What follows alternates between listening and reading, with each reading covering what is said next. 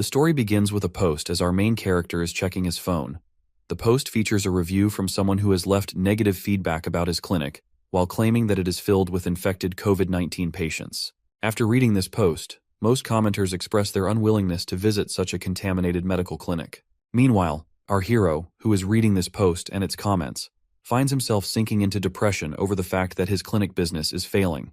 COVID-19 has broken out just as he opens his clinic, and after 3 years in the medical field, he can't understand the unfairness of fate, that why does this have to happen to him in this way? He is also depressed that people visiting his clinic get infected, and others are leaving negative comments about it. Suddenly he feels a shift in the world around him, as if the sky is beneath his feet.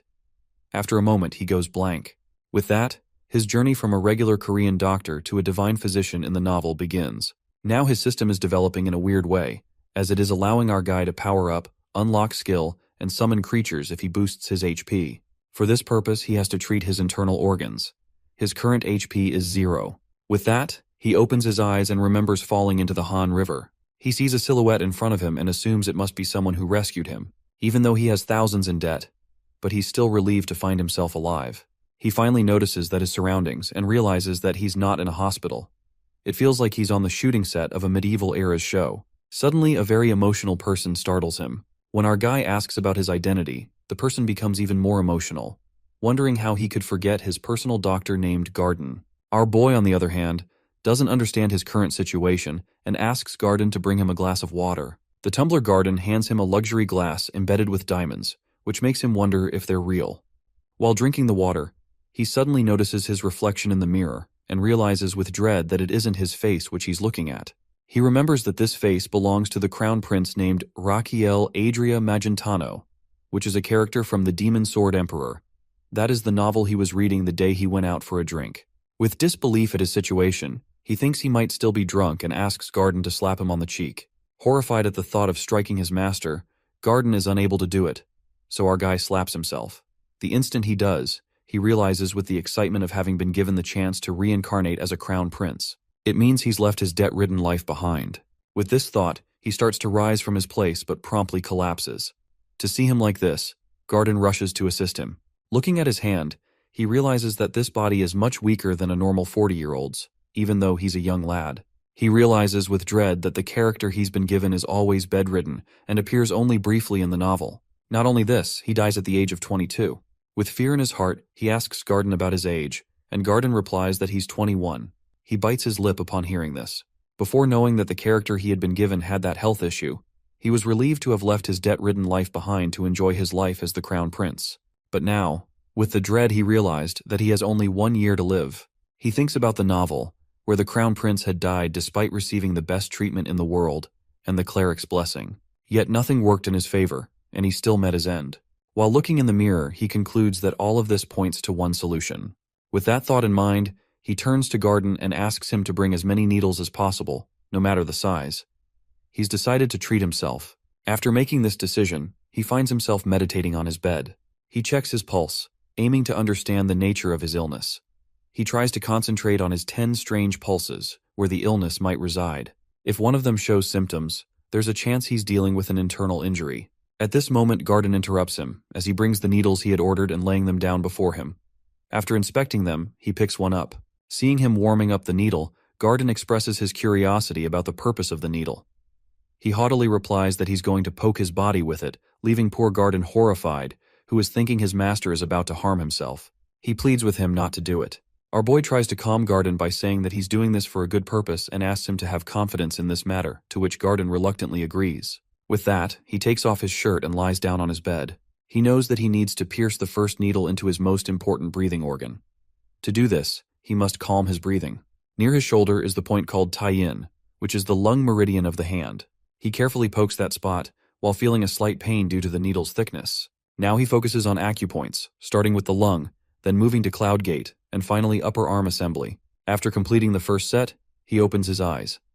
It seems like he's been granted the skill to perform accurate acupuncture. By applying this technique to his body, he's able to recover his lung a little. With that, a ridiculous scene appears as happily dancing lungs give him 2 thumbs up, resulting in a gain of 100 HP, which is equal to 100 power. Our guy is quite baffled to see the screen in front of him as he reads all of this new information. Our boy is quite curious to see the status window in front of him. Seeing his state, poor Garden thinks that he's gone crazy, so he starts to cry again. With an annoyed expression, our prince orders him not to overreact. Ignoring his emotional doctor, he decides to target another acupoint near the shoulder blade. This acupoint is called the Yunmen acupoint, which he performs perfectly, resulting in alleviated feelings in his chest. He then targets several acupoints in his arms, which hurt more than before, but he endures the pain. Seeing him like this, Garden starts to pray to God for the health of his body and mind. Meanwhile, our guy takes the next step and pokes at the Yunji acupoint as well. With this, he stimulates various acupressure points, and his lungs feel like they're being massaged in a massage chair. He is irritated by the ridiculous notions his screen is displaying, as he is wishing that it would give him some HP points instead. Next, he focuses on the cheesy acupoint, which is located on his palm. With that last nail in the coffin, he successfully performs the acupoint treatment for the left lung meridian. Now his lungs take on a human form and perform a tap dance in his head, which is quite irritating for him. He waits patiently for it to end, but it is continuous for a little longer than his liking.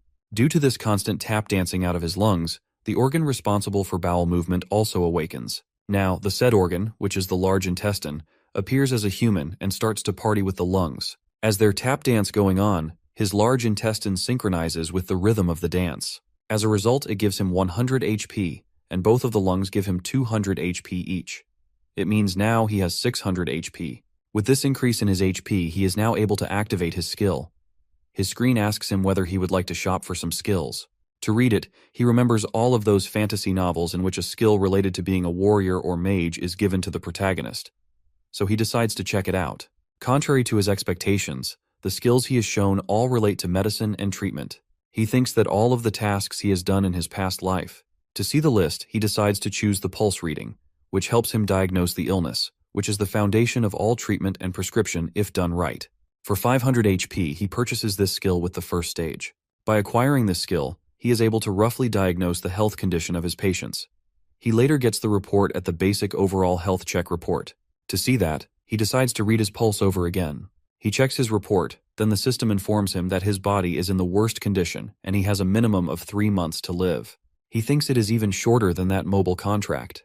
So, he again concentrates on his treatment through acupressure points. He wonders if inserting a needle in a clockwise direction while twirling it using the reinforcing and reducing method will work. He can breathe out during this process while extracting the needles with respiratory supplementation and a draining method. So he performs it and is amazed to see that his life has extended by 1 day with it. He is so excited that he starts to perform it on another hand as well, which results in him bleeding. Unlike last time, his system warns that he has overdone the acupuncture and recommends that he should do once in every 3 days. Now his organs are shown lying on the floor. He concludes that the patients need to be stable to endure the continuous acupuncture treatment. But his body is quite weak to tolerate such treatment. He then analyzes his situation and concludes that even though the acupuncture treatment is working, with his body's weakened state, he is only able to extend his life for 1 month and then die eventually. After contemplating for a while, he decides that he needs medicine to treat his body. For this purpose, he turns to Garden, who is a doctor in this world. He asks for a more potent ingredient, which makes Garden a little hesitant. He inquires whether they have wolfsbane root, but Garden explains that since they are in his palace, they need to acquire these items from the main palace. He says he will do it, but he wants to know what he plans to do with it. Our guy deadpans that he is going to eat it. Upon hearing this, the poor doctor begs him not to do it. He explains to the doctor that he is just doing it for his own treatment. However, Garden remains reluctant. To reassure him, our boy starts to explain the situation. He asks if Garden is already aware that wolfsbane root is a toxic substance, which Garden confirms as it is used in poison. He adds that he needs the daughter root of the wolfsbane, which is much smaller than normal. At that, Garden deadpans that it can cause his heart to stop. In response to this statement, our boy admits that it is true, but insists that he knows the method he is going to use to turn this tonic into medicine. This sounds bizarre to Garden. Our boy continues, saying that this process is called detoxification, which will help him turn this poison into medicine. He asks whether Garden understands now. Garden honestly replies that he doesn't understand a thing, but he decides to give it a go since it might improve his health. While he goes to the pharmacy to get the root, he thinks about how nothing is stopping the deterioration of his master's health. Now he is willing to place his hope in this new treatment. However, he determines to eat it first to ensure that it is safe for his master to take. After getting the root, our boy is able to make a tonic out of it. But Garden seems quite uncertain upon seeing this strange-looking liquid and comments that it is made from a poisonous substance. Then he starts begging him not to take it. Seeing Garden's pitiful behavior, our boy decides to scare him a little, so he offers Garden to try it out first. This statement brightened Garden's face, because he also wants to try it himself, so he happily agrees to test it. Seeing his eagerness to risk his life for him, our boy is struck with the realization that in the novel, Garden is someone who is too loyal to the Crown Prince. In the beginning, he was not even his doctor and started as an assistant, though the passage of time sees every doctor who claims to cure him leave, but he remains unwavering. However, he pays the high price of his devotion because in the novel, he is executed after the death of the Crown Prince, accused of causing his death. Looking at him, our boy thinks that he is someone who deserves a good life, but it is another thing to share his tonic with him, which he is not convinced to do. After a while, he finally completes the tonic called Ephedra Aconite Asarum Decoction. Garden is ready to drink it, but our boy stops him, saying that it should be consumed when it is cold. At this moment, Garden suddenly voices his concern about how our boy, the Crown Prince, knows about the recipe for the medicine. Our boy makes an excuse, as he claims that he saw a dream in which a mage told him about this recipe. Despite saying that he believes in our prince, Garden's expression says otherwise. He looks at the time and hurriedly gulps down all of the medicine, leaving the poor doctor completely petrified. He looks at his doctor and with innocent eyes while claiming that he has eaten it all. Suddenly his heart begins beating fast and he realizes that something is about to happen. At that moment, his system informs him that the consumption of the perfectly brewed Ephedra Aconite Asarum decoction results in the reduction of soreness and coldness in his body, as well as a boost to his metabolism. Not only this, but he has also awakened the Azrahan core energy. This term catches his attention. The Azrahan core energy is a technique developed by the Grandmaster known as Javier Azrahan and his noble subordinate, Lloyd. This technique is a symbol of the imperial family, which is passed down only to the direct descendants of the imperial line. As he resides in the Crown Prince's body, he must have been taught this technique from an early age. Now, he has unlocked the first level of this technique, which allows his mana circle to circulate around his heart, helping him increase and absorb mana. Now his mana is at 120%, while he needs 1000 HP to reach the next level. Therefore, he feels the mana circle around his heart, as well as the mana circulating through his body with every breath. He is quite excited to experience this amazing feeling. Suddenly, he feels a sharp pain in his heart, and it feels like it is going to burst from his chest. Seeing him clutching his heart, Garden becomes very concerned. On the other hand, he receives a warning that there is a chance that his heart will stop at any moment because the pressure from the mana circle is affecting it. When he realizes that his mana circle and the growth of his heart are out of balance, he guesses that the size of the mana circle may be the root of the problem, as it surrounds his heart. He remembers the condition of Rakiel, whose illness prevented him from training his mana circle from a young age. Consequently, the mana circle around his heart is constricting it, which could lead to drastic consequences. So he decides to take another measure, as he needs to increase the size of his mana circle. With that thought in mind, he goes to the realm of his heart and stands in front of the heart and the mana circle that is strangling it. He rushes toward his heart and takes the reins of the circle in his hands, while deciding to increase the speed of its rotation. The pain and pressure of doing this are too much for him to bear, but he remembers the failures of his last life. His clinic was shut down. He not only lost his patients but also started to lose his hair because of the stress from being in debt. Every kind of loan piles up in a way that he is on the verge of selling his beautiful house. With that thought in his mind, he finally does it. With this, he opens his eyes and looks at his doctor, who is quite concerned about him. His system informs him that he has been able to awaken his heart due to the positive stimulation. Afterwards, as a king of the organs, our guy's heart has a very flashy entry and is welcomed by the large intestine while the lungs call him shabby. Seeing them makes our boy feel annoyed, but his irritation vanishes when his system informs him that he is the only person in history to obtain something called the mana circle slot. He doesn't understand the feature but guesses that it must be something like the empty slot in a game. Meanwhile, Garden is still concerned about him and asks about his well-being, as he looked like someone who was suffering from immense pain. He raises the question of whether it is a side effect of the medicine. Our boy makes an excuse that he just choked on phlegm, but Garden doesn't buy it. He insists that our boy was in great pain while complaining that he is the one who is supposed to drink it first. At that, our boy retorts that he will be given poison next time if Garden is that eager to have one. It prompts a protest from his doctor, who doesn't mean it that way. He nonchalantly orders him to clean up the mess on the floor if his doctor doesn't want it. But before going ahead, he turns to his doctor and thanks him, which leaves the doctor totally shocked. He thinks that our hero might go crazy from consuming that poison. Meanwhile, On his way, our guy is more than excited to have something as amazing as mana slots. These slots are basically a place where he can store any material mixed with mana up to 10 liters. He needs to consume that material in order to store it. After meditating, he contemplates experimenting with this technique, but doesn't understand what to store at first. Then he sees the jug of water, and decides to experiment with it. Looking at the water, he recalled a term called as the median lethal dose, used to determine the toxicity of a substance. Consuming 50% of the median lethal dose could either kill a person or cause immense pain. He analyzes this and concludes that there is a chance of 5.4 liters of median lethal dose in the 60 kilos of water. According to his size and weight, it should be around 3.9 liters. So, he scoops up the jug to drink the water, but it's too heavy for him to lift due to his weak body. Anyhow, he drinks it while thinking he has a purpose in storing this in mana slots. He's surprised to feel that he doesn't feel full after drinking 1 liters of water, so he decides to fill his 10-liter slot to experiment further. After filling his slot with 10 liters of water, he discharges 0.1 liter and feels quite full afterward. He concludes that this makes him a human version of that camel that can store water inside itself. Now that he's experimented with the water, he wants to try this slot with tonic soup. However, he has 9.9 liters of water, and his body obviously won't withstand it if he releases all of that water at once. Then he gets an idea and decides to discharge the water with the Azrahan core technique, which helps him absorb, amplify, and discharge mana. Using amplification and discharge of this technique, he aims to release the water outside his body rather than within.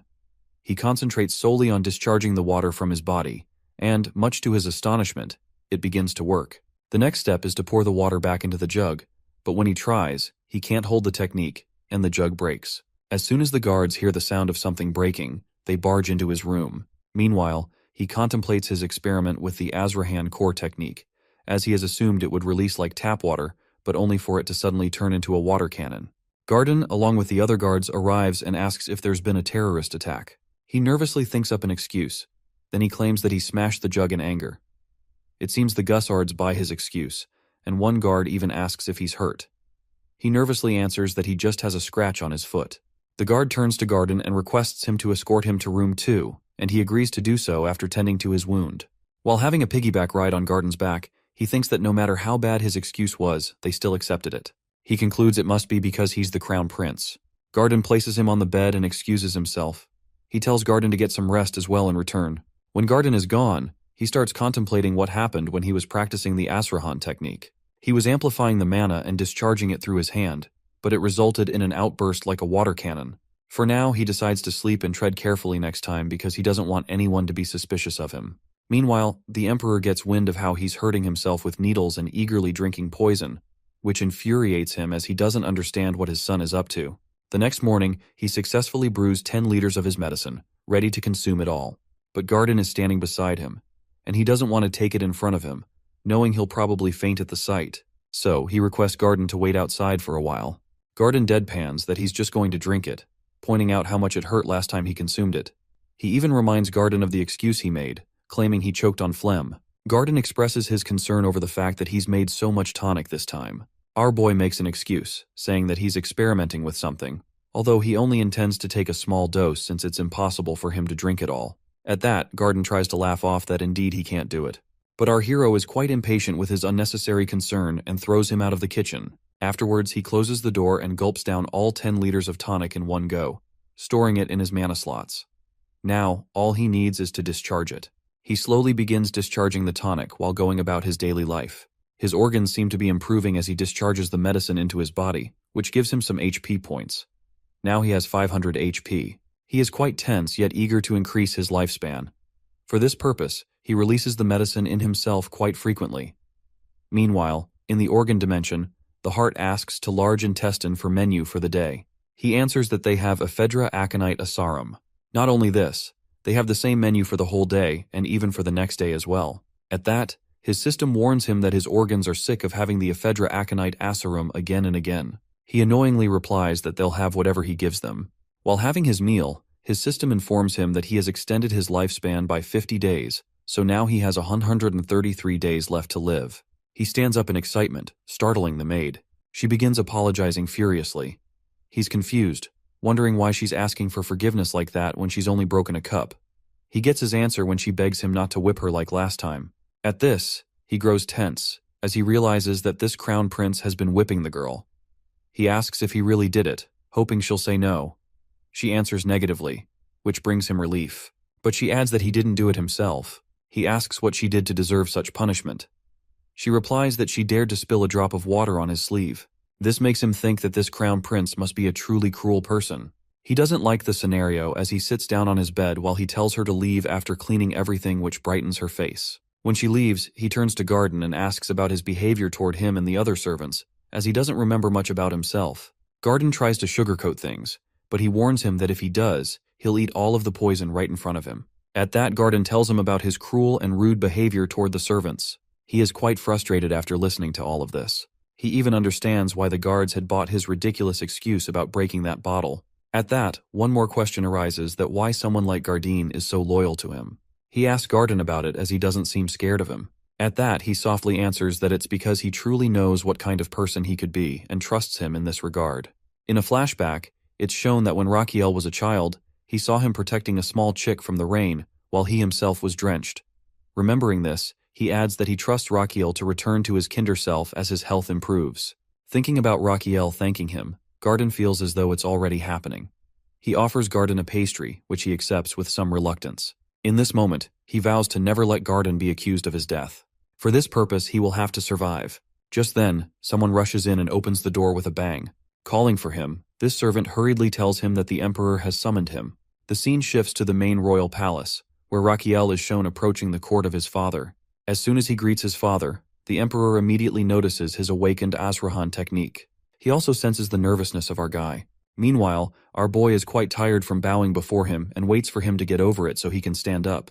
The Emperor asks about his life in his side palace and whether it's up to his satisfaction, to which he answers affirmatively. Meanwhile, he is quite irritated at the fact that he has to stay bowed while talking to him. The Emperor then asks him what he heard about him as he is piercing himself with the needle and consuming poison at home. He tries to deny it. The Emperor starts to babble about how he is losing his dignity as a crown prince, and that if he thinks he can't bear the burden of being the successor, he can pass it to his second brother. Our guy, who doesn't expect this, politely refuses the proposal. The Emperor is quite angry at his refusal. However, our guy, on the other hand, pauses for a moment, while realizing that the Emperor has every right to strip him of his status as the successor, yet he chooses not to do it. Now he understands that why the Emperor asks him instead, because he wants to show the world that his son has done this to acknowledge his younger brother. Therefore, he understands this devious political maneuver, but he doesn't plan to go down without a fight, no matter how weak he may be. The Emperor, on the other hand, is so furious that he stands from his throne and accuses him of bringing shame to their imperial family because he wants to keep the title of crown prince. Our guy scoffs at this because he doesn't care about the title. In reality, he has read the novel, and according to it, the second prince is not capable enough to handle the age of Chao that is coming soon. Consequently, he will cause the downfall of the imperial family and the empire. So he turns to the Emperor and expresses his thoughts that he doesn't care about his title, but the prosperity of his family. So he proposes to give him a chance to prove that he is better than the second prince. Then the scene shifts to the side palace in which Garden is eager to know the reason behind the Emperor's summoning to him. He explains everything to him while dropping the bomb that he is going to have a sword duel with the second prince, which makes Hugged Doctor pack his stuff so that he will leave after his master defeats him. Meanwhile, the Emperor thinks about Raquiel's words and curiosity about this new side of his son. That's why he accepts his proposal. The next day, everyone in the Empire gathers to witness the sword duel between the brothers. The girls aim for the second prince, Theodore. On the stage, our guy is found exercising for the duel when Theodore approaches him. He tells him that he doesn't need to do it. He worriedly says that he doesn't want him to risk his health because he wants to give legitimacy to the throne to his brother, because everyone knows the result of the duel. He adds that he doesn't want his brother to sacrifice himself for this purpose. At that, our guy is ready to start a fight and informs him haughtily that both father and son misunderstand his intentions because he doesn't have any intention of losing. Before starting the duel, there are murmurs of people about how weird it is for the crown prince to challenge the second prince because second prince has the upper hand because of Azrahan core in a single circle. They don't think that he stands any chance against the second prince. In a flashback, it is shown that our guy, who is exercising, has Garden standing beside him, who is thinking that this duel is just a joke. Our boy replies that no one expects him to win, so it is good for him as it puts less pressure on him. However, Garden says with uncertainty that he can win. Our guy notices his expression and knows he is lying. Then he tells him that he just needs to block 3 attacks from his brother in order to win the match. In the present time, Garden prays for the safety of his master. The match starts, and the Emperor describes the rules. If our guy is able to defeat or withstand the attacks of his brother for 5 minutes, he will be the winner. Otherwise, the second prince will win the match. Now both brothers stand in front of each other, but Theodore intends to get through this match as soon as possible. As soon as the match starts, everyone is stunned to see the crown prince throw his sword away. They wonder whether he is giving up already. Seeing him do this, Theodore first feels relieved that he doesn't have to fight against his sick brother. But then he remembers that this will bring disgrace to him and his family. So he contemplates whether he should encourage his better to fight a little. But when our guy places the shield in front of him, he understands that the crown prince's aim is to withstand his weaker attacks for 5 minutes instead of attacking him. He smirks at that, while thinking that he will end this fight quickly. With this thought in his mind, he gathers the mana in his body and rushes toward his brother. The Emperor analyzes his second son's attack and concludes that his first son won't be able to withstand it. The second prince even tries to attack from above so that his brother won't fall to the ground disgracefully. But to everyone's surprise, our dude dodges the attack. Someone comments that the second prince is kind enough to strike weakly so that his bring can easily dodge it. The second prince attacks him again with full force, which throws him away, but he is still able to stand. Our guy's condition is getting worse as his body weakens, but he is still determined to win the duel, as he has practiced dodging throughout his life as a cop. He now kind of hides behind the shield as the second prince rushes toward him while absorbing the mana better than our guy expected. However, our guy grins at this, as something might be going on in his mind. On the other side, the second prince is also fired up. He builds up his attack, and after leaping into the air, he crashes down right at our boy. But my guy easily absorbs the impact, because he had already trained his lower body for this moment. Not only did he instruct the blacksmith to customize his shield, but he has also stored the concoction in his mana slots for his little brother. His system asks how much he would like to share the discharge of that concoction in his body, and he replies, with 0.2 liter. With that, his brother's mana-filled body is filled with the concoction, and the second prince's face turns red due to extensive drinking, which causes him to hiccup. Theodore is so confused about what is happening to his body. Meanwhile, Raquel thinks back to what he has read in the novel that Theodore is someone who can't stand any kind of alcohol, so he has added many types of alcohol to his slot and released it into his brother's body. Theodore is trying to pull himself up to win against his brother, but he doesn't understand what has gotten inside him. He wants to handle the situation and aim for the recognition of his father, the cheers of the citizens, and the title of Crown Prince. According to him, this is the best course of action for everyone if he becomes the Crown Prince. For this purpose, he has to win. With this thought in mind, he rushes toward his brother, who is stunned to see that he withstood the bomb of cocktail. Then he discharges another 0.1 liter cocktail bomb in his brother. The scene shifts as the second prince finds himself in the realm of his brother's organs, where he is served the drink by Hart, who tells him that he was given the drink by that person. He turns to see that the person is his own brother, who raises his glass to him. Seeing this, Theodore is completely baffled, as he assumes he must be hallucinating. Seeing his brother this drunk and stunned, the crown prince decides to help him. He is going to discharge the liquid he has stored in his mana slots at his brother.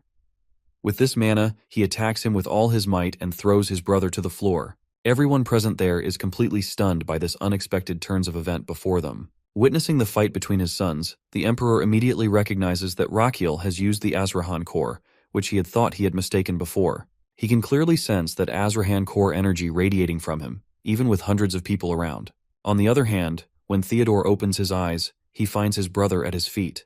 His brother claims he has purified his impure mana. Theodore immediately recognizes it as the Azrahan core and questions how it's possible for his sickly brother to use it. The supposedly sick brother nonchalantly replies that he simply learned it a little late. Glancing at his fallen sword, Theodore mutters that he's lost, prompting his brother to remark that Theodore might still not believe it. Then he notices the blood on his brother's forehead. Our boy explains that he got the injury while shielding himself from his brother's attack. Hearing this, Theodore realizes his own attitude throughout the fight as how overconfident he had been, while assuming victory without acknowledging his brother's efforts. Then our boy gets up and asks about his brother's well-being. His brother misunderstands his words and expresses his feeling of being ashamed. However, Raquel clarifies that he was actually asking about his condition. At that, Theodore takes a bow before his brother, as the acknowledgement to his skill as the crown prince in front of everyone. In that moment, a screen appears in front of our hero, making him cheer that he's finally done it. Misunderstanding his gesture as a victory over his brother, Garden becomes emotional upon seeing him. Our guy's system congratulates him for treating someone other than himself. revealing that he's acquired a skill called requested medical treatment fees. This skill allows him to gain a small amount of life expectancy each time he heals others. However, he notices that this method only extends his lifespan by a single day at a time, which sours his mood slightly as it's quite slow process. Still, he's willing to take it, seeing it as a more effective way to increase his lifespan than relying only on acupoint techniques or tonics. His thoughts are interrupted by his father, who asks if he used the Azrahan core in the fight, which he admits that he did. He then asks how he acquired it. He answers honestly that he doesn't really know, because he can't tell his father he acquired it as a reward skill to heal his body. His father, however, seems to believe him and adds that he had engraved this first into his body when he was born, but due to his illness, he couldn't use it. The Emperor adds that our boy has managed to overcome the shortcomings of his body and use it anyway. Thinking his father is praising him, he thanks him. However, his father interjects that all of this ruined his initial plan, which makes him wonder about the meaning behind his father's words. The Emperor turns his back to him, while assuring his son that despite his Oramos, he acknowledges his position as the crown prince, as he promised. Then he pauses, then warns him that he'll be keeping an eye on him to see if he's truly capable of succeeding to the throne. All of this makes our guy angry, but the Emperor is also frustrated by his lack of response and shouts at him to show him some response. Instead of answering directly, the crown prince begins advising his father that he should keep sword fighting since his muscles are getting stiff. He adds that he needs to eat more vegetables and quit his tobacco habit. The Emperor demands to know who his son is to advise him like this, but our boy sincerely replies that he's only saying it out of concern for his father. A while later, the Emperor is seen riding in his carriage, while scoffing as he thinks about the change in his son's behavior. It seems that he's also worried about his son using Azrahan core technique recklessly, which could endanger his health. He reflects on the high expectations he's had for him even he is sick, but now, after today's events, he finds himself holding on to a glimmer of hope for his son's future. Meanwhile, on his way back home, our dude is thinking about his own father from long ago, who died of a heart attack, since he skipped studying to play when he received a call about this bad news. He regrets it now, but it's far too late. Thinking about the Emperor, who could still have a chance, he decides to protect his father as well, while using his skill which will also help to extend his own life. At that moment, Garden appears again, his face emotional, while requesting his master to ask him why he's crying. Feeling awkward, he asks him anyway. Garden expresses about his pride in his master for winning the fight, no matter how tough it was.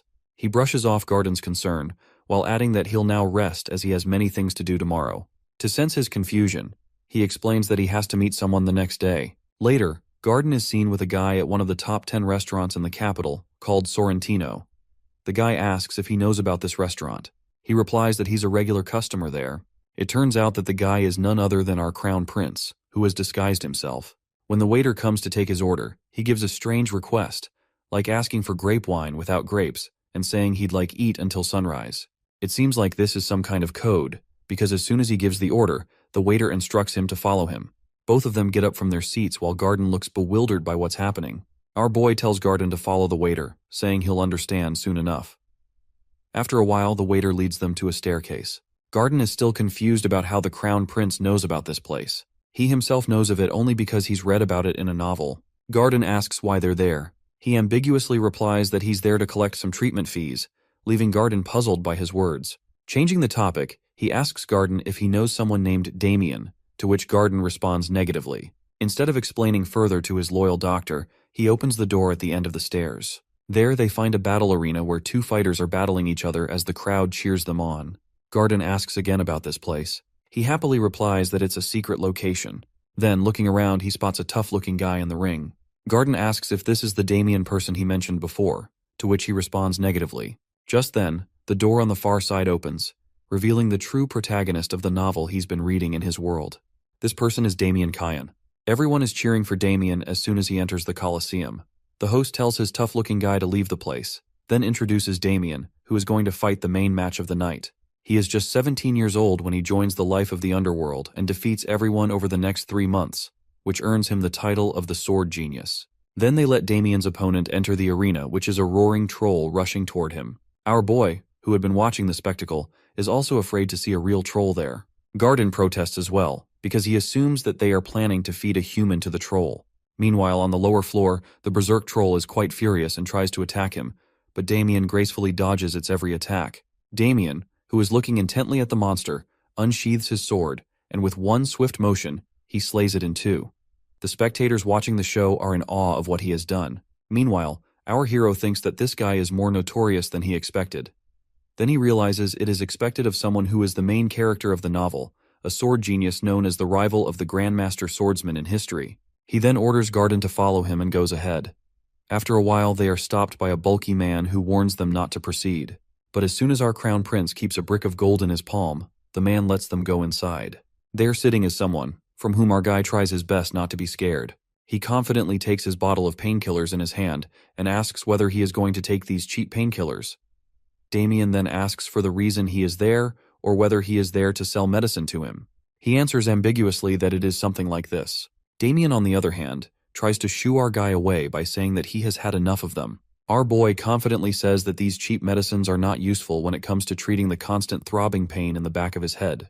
Now he has his attention, and he starts to explain the type of pain he has, in which the symptoms usually start from the back of his head, and the area around his neck and head feels stiff and itchy. He asks whether his shoulders and neck feel numb. Our dude detects the suspicious look in his eyes for him, as knows these things about Damien. He explains again about his condition, while adding that he feels immense pain from the sides of his head and between his eyes. Not only this, he feels goosebumps on his body, and his eyes pop out. Our guy is also acting out all these things while describing all of his conditions. While Damien looks at him intently, our hero continues his melodrama, while trying to convince him that instead of getting to the root of his problem, he is relying on painkillers, which are not a standard form of medicine. Damien is annoyed by him and ponders killing him for a moment. In the end, he tells Damien to use his mouth to say something, which annoys him because Damien thinks that he is the one who is not letting him say anything. Anyway, Damien asks about the identity of our guy, who jokingly tells him the truth that he is the crown prince, which irritates Damien. To convince him, he lies that he is sent there by Kuzman, who is kind of a sponsor for Damien. He adds that Kuzman is worried about Damien, and nowadays they don't have a sufficient amount of ingredients because of the season. Damien doesn't understand a thing our boy is babbling and asks about the meaning behind his words. Our boy explains that he has found a new way to relieve his pain. Damien asks whether it involves new medicine. Our boy answers that this matter can't be treated with that medicine, so there is a need to eliminate the root of his pain. He asks him to strip off his shirt and lie down so that he can explain the process of treating him. Damien does what he is told. His back is full of scars. Our boy jokingly asks whether he is scared, but he answers negatively while irritated, adding that he is a warrior who has hurt people and vice versa, which shuts him up. He then scoops a junk of moxibustion and asks whether it is his first time seeing something like this. Our guy places moxibustion on his back. Then he fires the substance onto his back while Damien nonchalantly remarks that such a treatment doesn't scare a warrior like him. However, after a while he is trembling with the pain, which makes our boy joke about it. He seriously hopes that he can bear the pain. He thinks about this guy who has a curse mark on his back, which is the reason he doesn't leave the underworld. Whenever he goes to fight, he feels immense pain. To cope with this pain, he starts taking lots of painkillers. He borrows and has to have another fight in order to pay his debt. This is the life of the protagonist of this story. He curses Kuzman for inflicting this cruel cycle on Damien.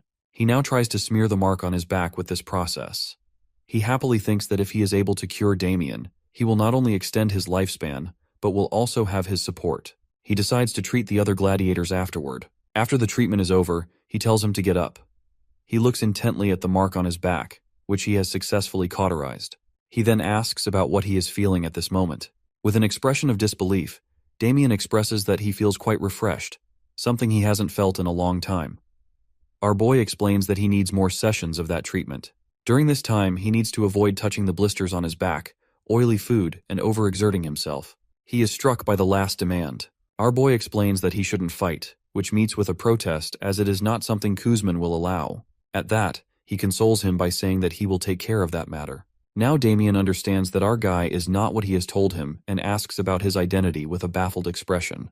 Our boy proudly tells him that he is a crown prince, but Damien doesn't believe him and remarks that he must have a reason for avoiding revealing his identity. Our boy decides to let go of this matter and instructs Damien to do whatever he has told him to do. Besides, he strictly tells him not to go to the Colosseum no matter what is happening there, as it is a safer place for him.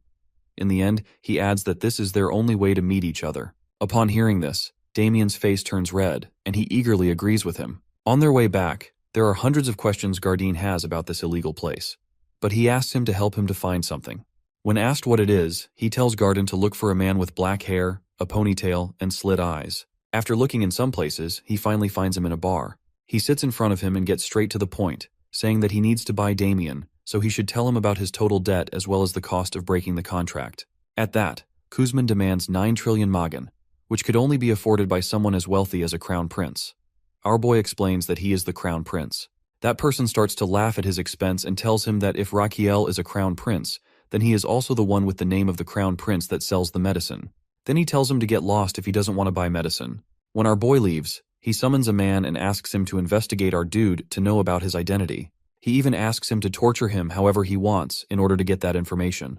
After 1 hour, the same person he sent to torture our crown prince is thrown in front of him, bleeding and injured. He is baffled to see him and asks who has done this to him. Then he sees the royal guards in front of him, who announce that the secret royal inspector is before them. Then our boy takes off his wig and shows him the royal badge. It is 1 hour ago that Garden and our boy are going somewhere, while being aware that they are being followed by Kuzman's man. He tells Garden to act normally so the follower doesn't suspect that they know he's there. He knows it is inevitable that Kuzman will send someone to follow him, which is why he approached him in the first place. The next moment, when the stalker turns, he collides with the royal inspector. The royal guards have accused this stalker of attempting to assassinate the crown prince. Now they stand before Kuzman. Our boy has returned the badge to the secret royal inspector, while Kuzman tries to grasp the situation. But before he can react, our boy orders his royal guards to raid the place, especially to capture Kuzman. With his order, everyone rushes to subjugate the place. Witnessing the scene in front of him, Garden thinks that the crown prince really has changed. Now he worries about his country's security, which is why he's raiding underground organizations. On the other hand, the crown prince seems more than happy to see the people around him. If they get injured, then he has a chance to heal them. He'll have an opportunity to extend his lifespan. Meanwhile, Kuzman hides in the corner while contemplating the situation. He wonders about the crown prince's interest in buying Damien while he's trying to escape. As he rushes toward the gate, he decides to stay hidden until things cool down. But as soon as he opens the door, he finds himself at the edge of several swords. Meanwhile, our guy makes a bet with his doctor that he will come out from this gate. And now he demands 500 magan from the poor doctor. He then comes forward and starts to babble about how important it is to pay for one medicine. When Kuzman yells at him, while asking what that crazy shit he is talking about, he clarifies that he comes with good intentions to clear out the medicine expenses of Damien and offers him a good deal, but he is the one who throws it away. Hearing this, he is infuriated and about to hit him, but his face meets the iron fist of the royal guard. Next moment, he is warned to stay down. Finding no escape route, he decides to use the capsule bomb that contains poison in his mouth and spits it out. After 5 seconds when he has planned to spit the capsule. In this way, everyone in the vicinity will be paralyzed, while exposed to the capsule, and he will escape and kill the crown prince. He is content with his perfect plan. He is about to split the capsule while counting down from 5 to 1, but before he can spit it out, Raquiel shuts his mouth with his palm. Kuzman realizes that he knows his every move. At that moment, the time for the bomb to explode has reached, and it explodes in his mouth. The paralysis process begins, and he needs to take the antidote as soon as possible. With trembling hands, he tries to take it out from his pocket. But our hero, who reads the novel and knows everything about him, takes the antidote from his hand and asks whether he wants to know his source of knowledge. To the horror of this goon, our dude drinks the antidote in front of him while poking him, as he emphasizes that he isn't going to tell him about it. To taunt him more, he remarks about the antidote's bitter taste. While Kuzman is quite desperate to get the antidote, our boy carelessly throws it on his back. He implies that he is not going to give him the antidote when Raquiel was the one to poison him in the first place. He intends to do it in order to use his medical treatment skills to extend his lifespan, as now he has the antidote in his mana slots. Now under the 5th thoracic vertebrae, he pushes about 1.5 inches on both sides, pushing the heart transporter points. With that, Kuzman throws out the poison. Then he discharges the antidote inside of him and waits for it to work. After a few seconds, he loses consciousness, as our dude has successfully treated him. To reward him, his life extends by 118 days. He then orders his guards to arrest them. Now he is going to complete his main goal for coming here. The scene shifts to the gladiators with Damien as their leader, who are fighting with the guards and succeeding in injuring many. At this moment, Raquiel makes an appearance in front of him, and he recognizes him immediately. The scene changes to the dream in which a young Damien is shown in front of his dead mother. He knows that he is dreaming about that day when he was left alone. At this moment, someone tells him to wake up, and he opens his eyes, finding himself in front of Garden, who introduces himself, and Damien also tells him his name while shaking his hand. Our crown prince interrupts their introduction and asks both of them to follow him as they have many things to do. Afterwards, they arrive at a moxibustion clinic. They find other gladiators there as well. Damien asks about the place where they are. He answers that it is a treatment clinic. Another gladiator expresses his wonder about his reason for being so nice to them, as he doesn't only shelter them in his palace while rescuing them from underworld, but is also going to treat them. He thinks, while looking at them, that his main reason for treating these gladiators is to free them from their curse marks. While doing this, he can extend his lifespan, as most of them are young people, which helps him boost his own lifespan. He starts by saying that he is not going to do it out of goodwill because everyone knows that he himself is quite a sick person. One of them chimes in that everyone in the kingdom knows this, and our guy promises in his mind that this person will get the most painful treatment. Anyway, he continues saying that since the doctor failed to find a cure for him, he is now doing it himself. Then he turns to Damien and asks whether he gets what he is trying to explain. Damien answers that they are there to be his test subjects, which he confirms. Everyone is quite worried to hear it. But our guy counters by asking Damien what he felt after the last treatment. Damien answers that he felt relief from nerve pain.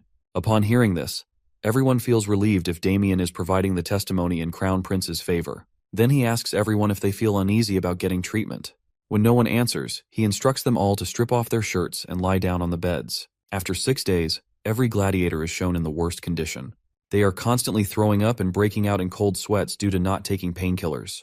Our boy is quite nervous to see the results of his treatment. He turns to Damien and asks if he is feeling dizzy or throwing up. Damien answers that he is, but he's holding up.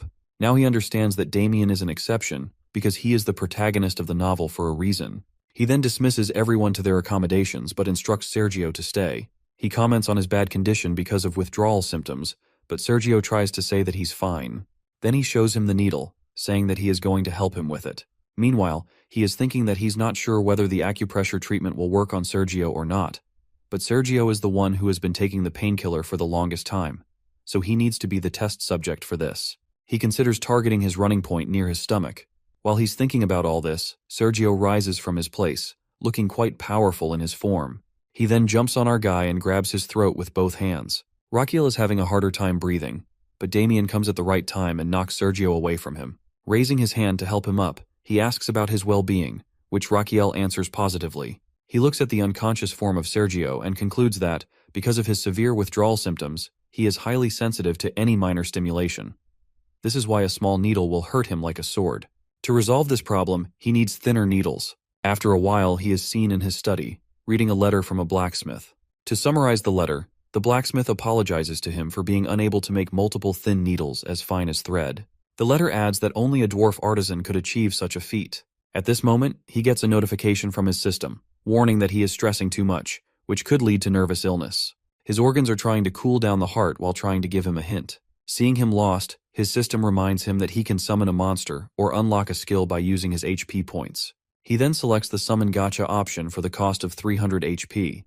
While confirming the purchase, he hopes to get a good summon. His system instructs him to verbalize the qualities he wants his summon to have. He demands a creature that can provide him with many needles of uniform thickness. After recording his request, his system provides him with 3 options with bizarre names like a happy summon that oinks, iron that discharges, and a cactus that discharge. Then his system informs him that one of these summons has a 100% ability to meet his demand, one has 50%, and one has 0%. Upon reading this, he realizes that this summon is a kind of gamble, so he contemplates which summon to choose. After thinking for a while, when he can't decide, his heart frustratingly tells him to choose the cactus, and he agrees. While his system prepares his gift, he pleads to God for the right summon. Then, a very cute porcupine is dropped onto his palm. Now his system is informing him about the qualities of his new summon. He can alter its size by feeding it either red sunflower seeds, which will make it huge, or blue seeds, which will return it to its original tiny size. Its name is Goswem, and it has the skill of producing an infinite number of thorns and attacking its enemies with them. He politely asks his summon for 3 thorns, each of different colors, and it provides them to him. He checks the white and brown ones. The white one has a mild pain effect, so he decides to use it for the gladiators. However, he's a little cautious of the black one, as it has a higher pain level. He doesn't even test it and decides to try it on someone else later. Then he goes to his clinic, warming up the needle. Seeing him, Garden asks about his summon, and he introduces it to him. At that moment, he makes up a story and tells Garden to ask the remaining details from the summon itself, then leaves the place. Garden is quite baffled by this situation, as he recognizes this creature as a summon monster. According to legends, There was a legendary builder around 300 years ago who had summoned monsters as his aid. They are known as very rare and mysterious creatures, and Garden doesn't understand how his master got one. Now he realizes there is something about his master that he doesn't know. Inside the clinic, Sergio apologizes to our guy for the incident yesterday. He shakes off the apology, while telling him that he will now no longer feel the pain, as he has pierced many needles into his body. He is surprised to hear that, because Sergio doesn't seem to feel anything. He then shows him his arm, where he performed the acupressure treatment. Afterwards, he has been performing this treatment on everyone. To get the rewards from treating Damien and the other gladiators, his life expectancy increases by 171 days. Not only that, but he also levels up his skill due to using it on a larger number of people. This information makes him quite happy, as it is clear from his body language. Seeing him so happy, Damien doesn't understand his true motives, as he wonders why the Crown Prince is ecstatic to see them recovered. Now that Raquel is done with their treatment, he decides to come up with another plan for them. The scene shifts to the Emperor, who is getting a report about his son. He is informed that the Crown Prince has 14 gladiators as his bodyguards, who are now officially recognized as royal guards.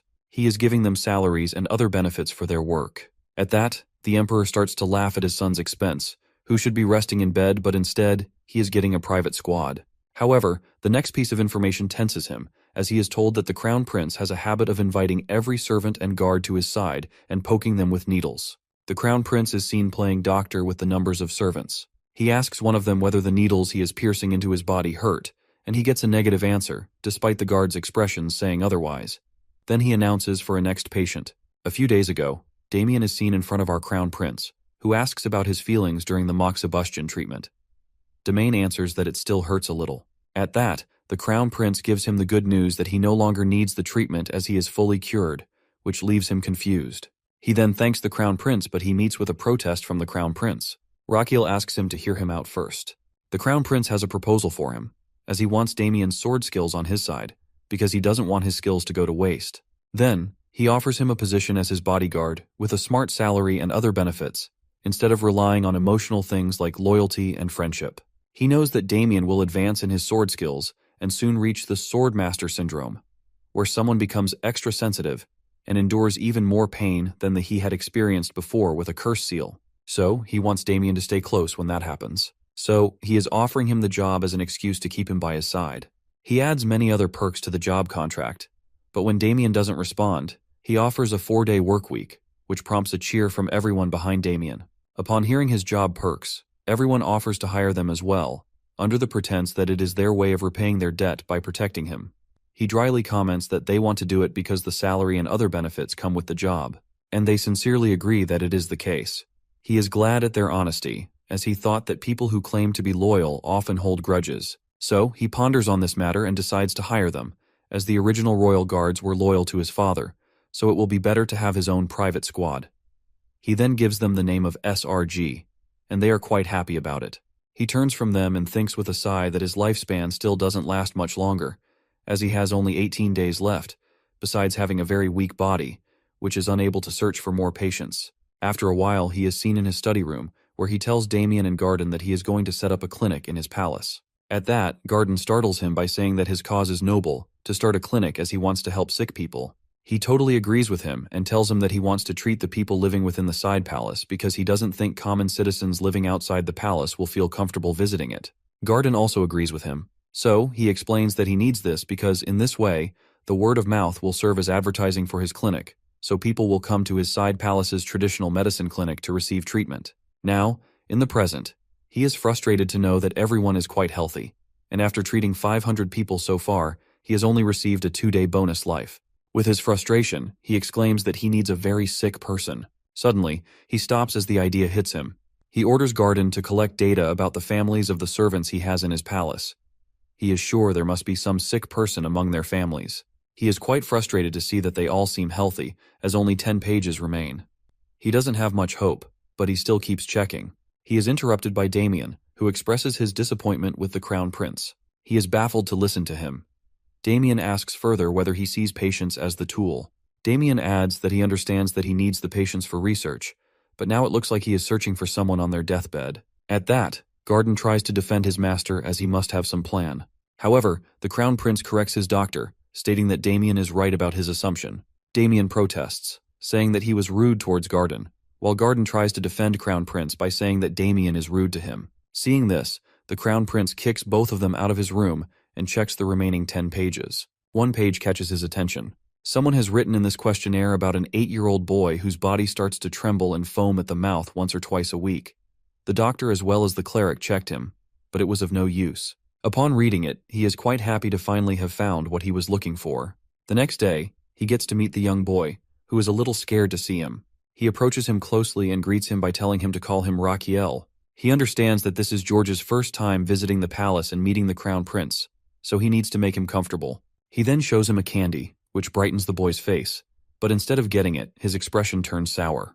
The boy tells him that he can't touch the Crown Prince. When asked why, he answers that it's because he is cursed. He adds that this is the reason he is bullied by other children and called weird. Upon listening this, Raquiel tries to encourage the kid by saying that it isn't the case. The boy explains that when the kids were teasing him yesterday, he tried to defend himself but lost. Afterward, everything became dark, and he started to tremble, while feeling like someone threw him to the ground. When he woke up, he felt weak. At that, the Crown Prince suddenly hugs him, saying that he is brave for enduring all of this. With tears in his eyes, George supplies that he shouldn't touch him because of the evil spirit residing in him. In that moment, the Crown Prince begins to diagnose him. His system informs him that this person is completely healthy, besides some symptoms of seizures caused by irregular brainwaves. He diagnoses George with epilepsy, but the problem is that he doesn't know the cause behind the irregular brainwaves. He tells George that he is not strange. To sense his disbelief, Raquiel happily tells him that he is the Crown Prince, and he is always right. Now, he is struck with what to do next, as he doesn't know the cause of the irregular brainwaves, and he doesn't have any tools to detect it, like an MRI machine. Suddenly, George calls out to him, and he tenses to see that George is having a seizure. He immediately lays him down, despite the protests of Garden, who wants him to stay away from the boy. Damien also raises his sword. To see their reactions, he shouts at them, while telling them that George is just sick and needs care, as he is in pain right now. He orders them to get him a pillow. Afterwards, he lays George on the pillow, and everyone looks at him. Garden offers to wipe the foam from his mouth. He answers that he is not in his right mind, as George might swallow the hand towel. They can't do anything right now until the seizure is over. Suddenly, he notices mana coming from George. He understands that it's because of his Azrahan core technique, which is sensitive to mana. He then decides to use this technique to detect the cause of the epilepsy. He then searches for the cause inside the flow of mana. He checks the nerves but can't find anything, though he is getting tired. Afterward, he is standing in front of George's heart and rushes to it. Finally, he catches the source of the irregular brain waves, which are happening in the vagus nerve. He then orders his subordinates to bring him a blanket to cover George up. He also instructs them not to wake him. In the process, he, who also overexerted himself during the diagnosis, and falls down. The people around him are worried to see his condition, but he feels relief in having found the cause of George's illness before losing conscious. After a few hours, he wakes up with a heavy head. He assumes that his Azrahan core was activated to its maximum when he was asleep. At this moment, he is startled by Damien's presence, who informs him that he has been sleeping for half a day. He asks about George and is told that George has woken up but is now feeling tired. While getting up from his bed, he thinks about how the diagnosis he performed was successful through his Azrahan core. Now he can start George's treatment by stimulating the vagus nerve. As he is putting on his coat, Damien asks with surprise where he is going in the middle of the night. He answers with a maniacal expression that he is going to be struck by lightning. After a while, he, along with Damien, is seen in front of the main palace. The guards are shocked to see him there. He asks the guards to escort them to Sir Xanatis's room. They head ahead to reach Sir Xanatis's room, who is the palace mage. He is astonished to see them there in the middle of the night and asks about their purpose to be there. The Crown Prince then playfully asks the mage to strike his back with lightning magic, which leaves the poor mage totally baffled. The mage remembers yesterday when he had visited the Emperor, who was telling him how the Crown Prince has been acting differently and strangely in recent days. He says, while smiling, that he is worried about what his son might do next. Seeing his expression, the mage thinks with annoyance that the Emperor has also become a fool when it comes to his son. In the present time, the boy is shaking the annoying mage furiously while asking him to hit him with lightning. The mage thinks about how crazy the Crown Prince has become. He protests to the prince that he can't do it, as it might kill him, which would make him accountable for his death. The Crown Prince explains that he doesn't need to go that far. He just needs a bit of electric stimulation for 3 hours. The mage is equally annoyed by this new demand. Lightning magic has destructive capabilities, but the prince wants him to minimize it and maintain control it for 3 hours, which requires precise control.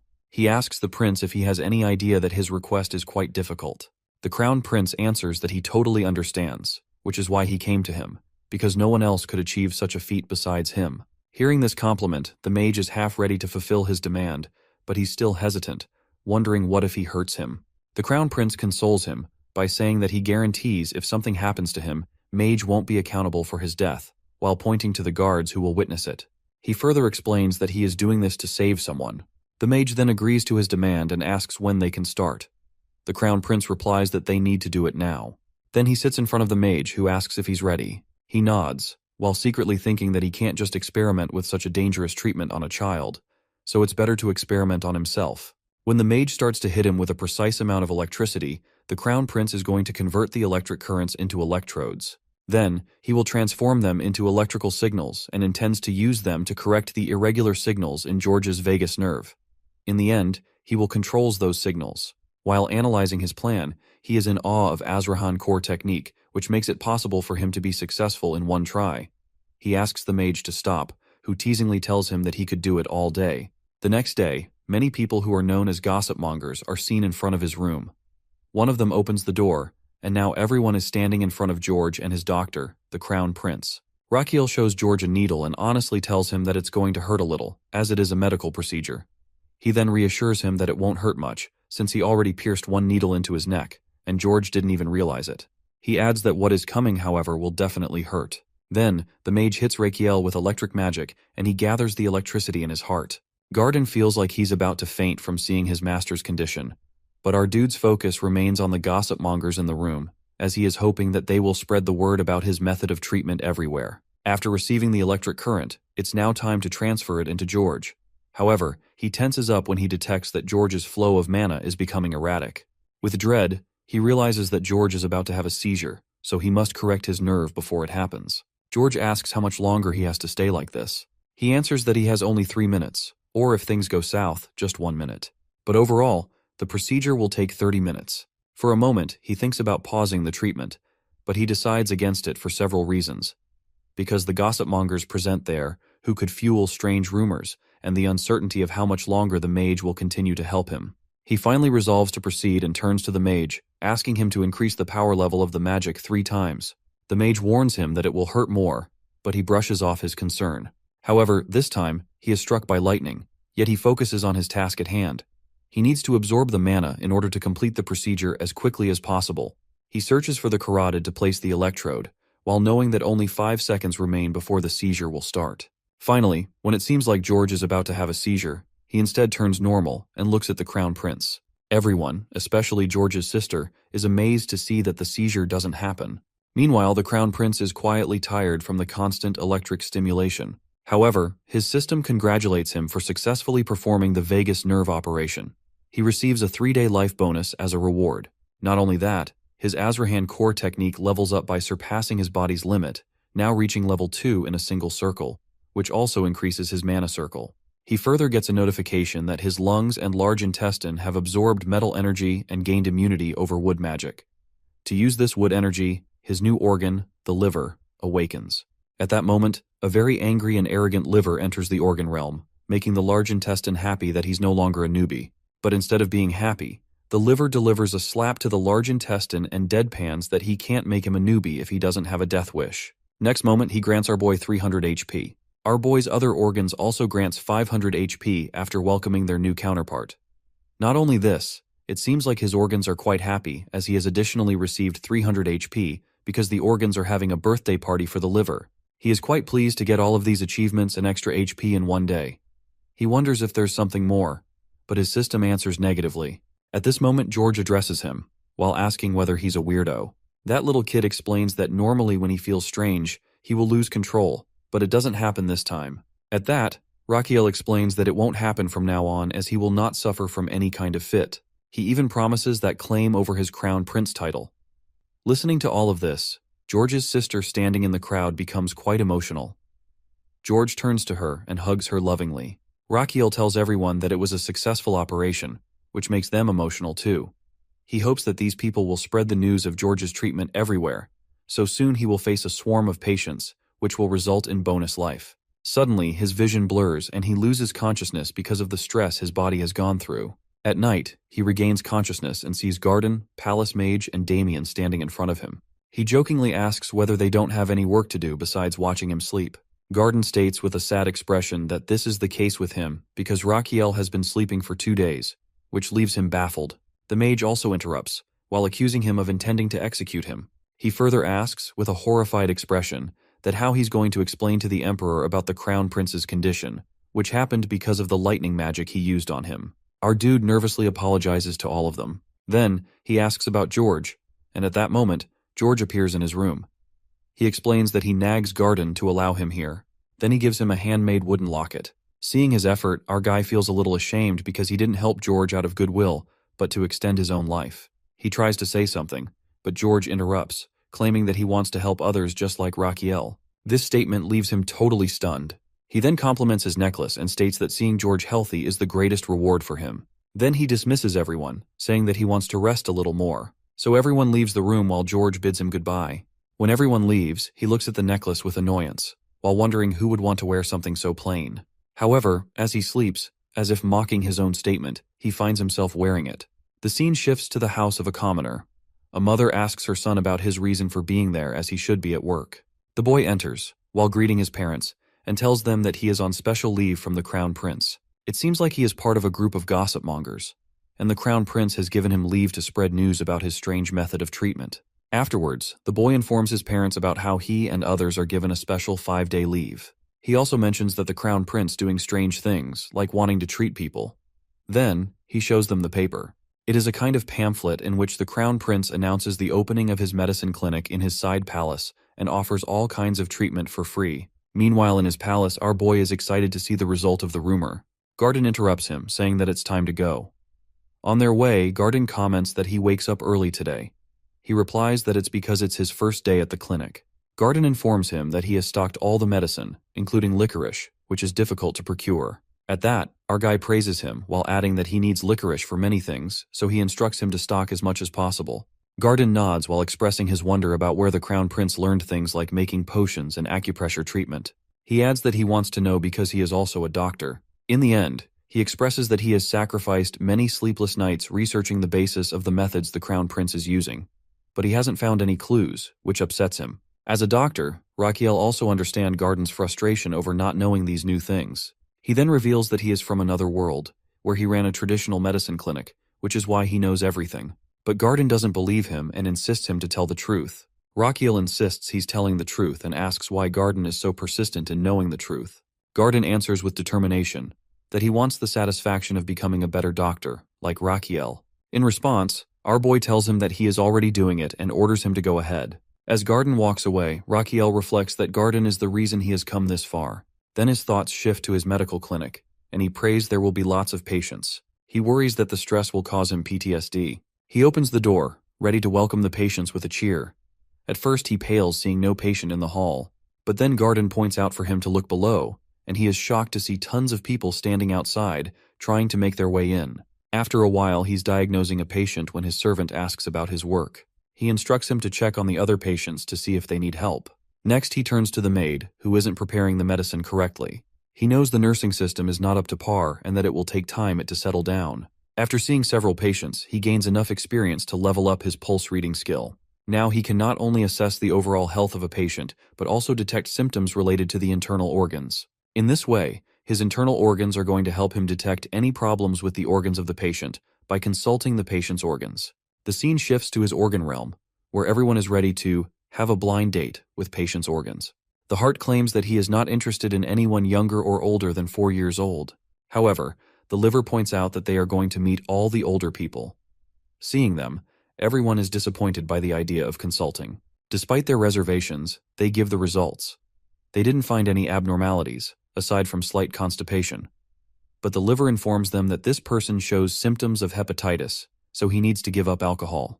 The liver further explains that the old man's liver is likely to survive only for another 5 years. He is amazed to hear this diagnosis, as it forms the foundation of every treatment. Determined, he now decides to awaken the other organs as well. Turning to his patient, he informs him about his liver's condition and prescribes medicine for 10 days. At the end, He deadpans that the man should stop drinking, as he's likely to die in 5 years if he doesn't. Then, he orders the patient to quit alcohol as the Crown Prince, or he'll be thrown into jail. The man is completely petrified upon hearing this. Afterwards, he dismisses all the non-critical patients, sending them home. Then, the servants turn to him, while showering him with praise and apologizing for the mistakes they've made. He nervously encourages them, while acknowledging their hard work. Meanwhile, he is thinking about establishing a proper nursing system, as it will be necessary if they admit more patients. He wishes his nurses from the modern world were here to help. At this moment, Garden bursts through the door urgently and tells him that there is a patient who needs immediate care. The son of the family pleads with him to save his mother. After laying her down on the bed, he asks the son about her condition. The son replies that she's had a fever since the afternoon, and her condition has worsened since then. After checking her veins, he is horrified, as he realizes that she might be suffering from the illness that killed 40,000 soldiers of Napoleon's army. With dread, he recognizes her condition as epidemic typhus fever, which is an acute febrile illness caused by Rickettsia bacteria infection. He hesitates for a moment to accept it, but the liver informs him that it has indeed seen Rickettsia bacteria in her blood. He gulps upon hearing this and asks the patient's son about the last time she took a bath. The son replies that she took a bath yesterday. He then asks about her bedding condition. The son answers that she is a tidy and clean person. After finding no clues there, he asks whether she had been anywhere where she might have encountered lice or fleas. The son then answers that she had slept on a farmer couple's bed when her carriage broke down on her way back home 15 days ago.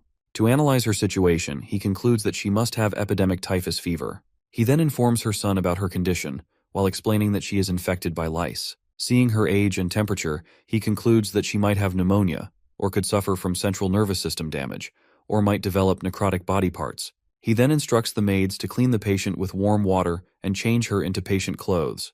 He orders them to burn her clothes and bedding, take a bath themselves, and burn their own clothes as well afterwards. He even threatens to fire and punish anyone who disobeys his orders. He then orders her son to inform about her condition to their family. Later, he stands in the kitchen, where he has made a kudzu root tonic soup, which is a type of fever painkiller, for his patient. He then gives her the first dose of the soup. 3 days pass, and they care for her continuously, but unfortunately, her condition does not improve due to the persistent high fever. He now understands that the soup dose is not enough for her condition. She needs a balance of yin and yang, as her yin energy has been drained. He realizes that he must find medicine with strong yin energy to restore her balance. He thinks for a while about where he can find such a medicine. Realizing that it may be in his father's secret treasure vault, he orders Garden to prepare a carriage for him. He isn't sure he will find it there or not, but he intends to use his privilege as Crown Prince, as he hopes his father might help him. After a while, he's seen greeting his father, who asks why he has come at this late hour. He requests permission to enter the secret palace vault. Sensing his father's confusion, he reveals the condition of his current patient, who is severely ill. His father questions how this is related to his request to visit the vault. He explains that he is searching for a medicine to cure her and might find something there. In response, his father expresses disbelief because he suspects that he's making an excuse to access the vault for his own gain. Meanwhile, his father seems amused by his son's predicament, a fact our Crown Prince notices, and finds it quite annoying given his father's antics. He tries to reason with his father, while insisting that he doesn't have time to prolong this matter. However, his father remains unconvinced by his outburst, believing that since he didn't receive a proper education, he shouldn't suddenly be treating people. His father asks him to prove that his diagnosis is correct. At this, our boy asks whether he wants to test him, which the Emperor affirms. He then orders our boy to diagnose the condition of Royal Knight Captain Roberto, who is recently ill. If his diagnosis will be correct, he will grant him access to the vault. He checks the captain's pulse while his father, who is quite arrogant, assumes that he won't be able to determine his condition, as only he, the captain, and the captain's wife know about it. After a few seconds, our boy announces that the captain has partial baldness, which shocks both the captain and the Emperor. The Emperor points out the captain's full and shiny hair. This prompts our hero to remove the captain's wig in response. This leaves the captain in a state as if he is about to break down. Then our hero turns to Damien and orders him to proceed. On their way to the vault, Damien remarks on his harsh move to remove the captain's wig. He carelessly replies that he'll treat him next time.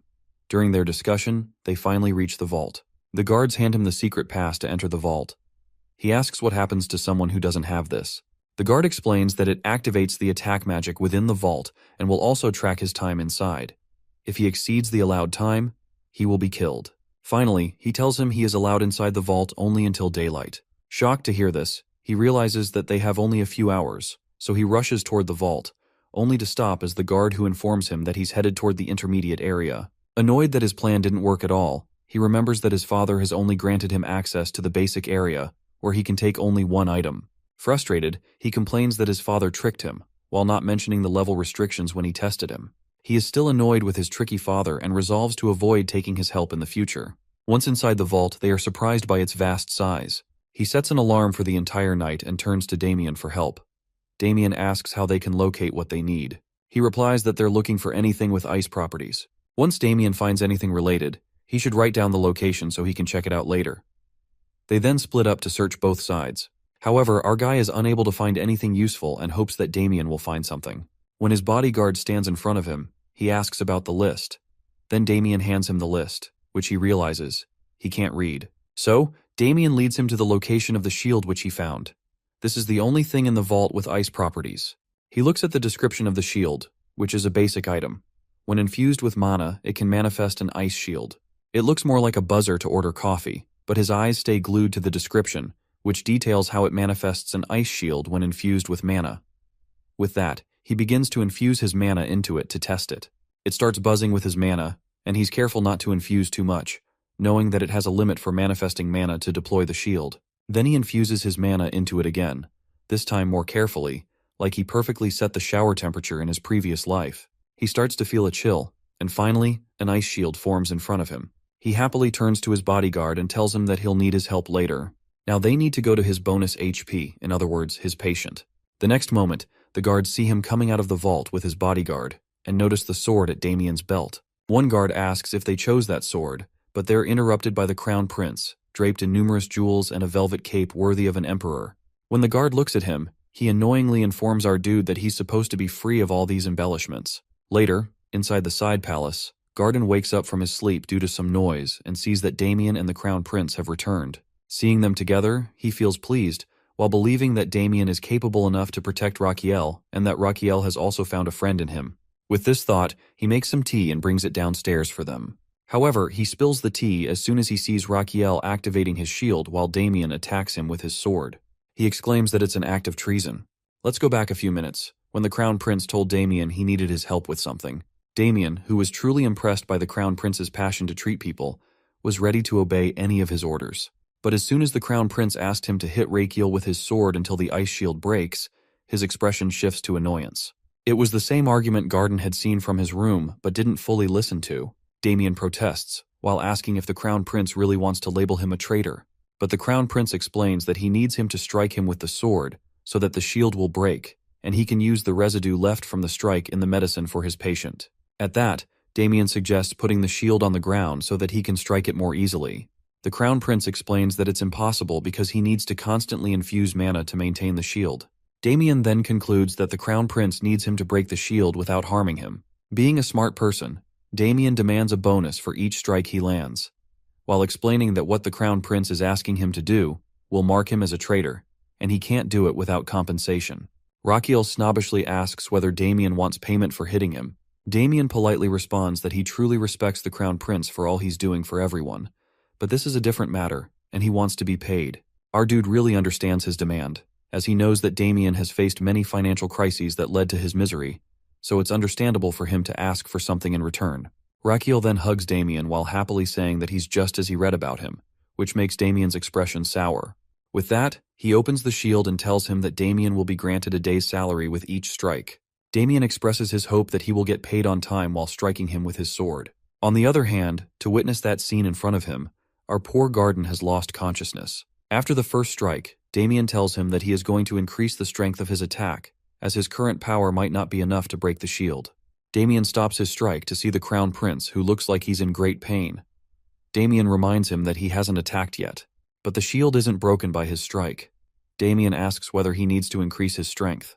However, our boy accuses him that he is increasing his bonus amount by striking with a weak strike. It fires up his bodyguard, and this time, he finally breaks the shield. As soon as he sees that, our hero starts dancing like crazy at the prospect of more bonus life. When he turns to enter the palace, he finds the faint form of Garden, and wonders why he is sleeping there. After a while, he is seen making a typical kudzu root tonic soup. in which he has also added fragments of the ice shield. Then he decides to store some in his mana slots. His system informs him that he has gained a new skill called Tonic Concoction. With this skill, not only will the tonic he makes be 10% more effective, but he can also analyze its effectiveness, toxicity, and other side effects. When he places the tonic, his system asks if he wants to utilize his skill to analyze it, which he agrees to do.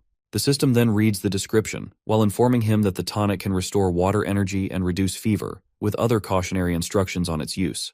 He is quite happy to read this, as it means he no longer needs to experiment the medicine on himself. Upon analyzing that it can recover water energy, he is sure it will aid in the recovery of Madame Dinrior. With this determination, he brings the soup to her room. He asks about her well-being from her son, who answers disappointedly that she hasn't recovered a bit. Seeing her energy further depleted, he hopes this soup will work. He coaxed her into taking the tonic, though she complained that it was a bit bitter. He explained that bitterness often comes with effective medicine. He then took care of her for the next 10 days. Everyone was astonished to see him feeding the patient and taking care of her by himself. That earned him much respect from his subordinates. Meanwhile, he fought through his own fatigue, wanting to survive just a little longer to earn that bonus life since he was almost there. With that, his system congratulated him, informing him that he had finally cured his patient's epidemic typhus fever. Thanks to his great effort and the respect he earned from his subordinates, his medical treatment skills leveled up, now increasing his effectiveness by 1.5 times. Along with his patient's recovery, he also gained a life expectancy of 146 days and 8 days of bonus life. Upon realizing that he could earn rewards this way, our boy impishly considers creating a false image of himself, one that would earn him praise and respect from those around him. This, in turn, would bring him even more bonus life. The scene shifts to the carriage moving through the woods, with our hero riding inside. He is thinking about getting professional nurses, as he's managed things so far, but he can't keep going much longer without their help. After a while, Madame Dinrior and her son get down from the carriage. Madame thanks him for the ride, as he has also cured her. She expresses uncertainty about how to repay him. He smiles, while thinking about the bonus life he's gained, and answers politely that seeing her healthy is more than enough reward for him. This statement makes her quite emotional, moved by his kindness. They say their goodbyes and are about to leave. It seems, though, that our guy has another plan, as he stops her son and invites him into the carriage, saying he needs to talk to him. The son of Madame Dinrior is a little uncertain about whether they can talk like this, as he is sitting with his backs to the crown prince, but the prince shakes it off. The son waited for him to describe his purpose, but Raquiel didn't say anything for a while. Suddenly, our dude starts to complain about how sore his body is and how much sleep he has sacrificed while taking care of his mother. Hearing all this, Dinrior wants to compensate him for treating his mother. Our sly hero, however, tells him that he can't accept anything from a patient, as it would ruin his reputation. But the son insists, while saying that he truly wants to do something in return. Hearing this, our hero is more than happy to accept his help, as the son technically isn't his patient, so he can take help from him. He then asks him to assist with something, revealing that Dinrior is an artist. A few days later, in Frontera Plaza, a landlord tells a boy that he should get employed by the crown prince, who is looking for staff. However, the boy isn't convinced at all and taunts the landlord, while pointing out that he's not late on rent despite his jobless status. The landlord quickly counters by saying that he's actually 2 months late for the rent. The boy rushes off to get money for the landlord upon hearing that. Meanwhile, a mysterious girl in a hood listens to the exchange, contemplating something. The scene shifts to the inside of an art gallery, where many people have gathered around one particular painting. Our boy, along with Dinrior, is also there. Raquiel congratulates him on becoming a professional artist. However, Dinrior doesn't seem happy. When you see the paintings he has created, it's clear why this poor artist isn't thrilled to display his art. Several of the pictures depict the crown prince, with the first one of him showing a crazy pose alongside a captain, with the words, "I want you." Other paintings show some cool poses, including one of him with his companions. One of his very detailed paintings depicts him like a crying girl, which Damien wants to cut off. Dinrior is a little uncertain about whether his paintings will help him in his search for a nurse.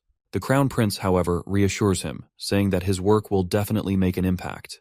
He shows Dinrior his own painting, in which Raquiel is portrayed surrounded by many strong-looking nurses, with a captain in the corner, labeled with the words, "Show me Ganho." The painting also includes a description encouraging people to become nurses, with the promise of a generous salary offered by the crown prince. Seeing this, many people agree to sign up and want to become nurses.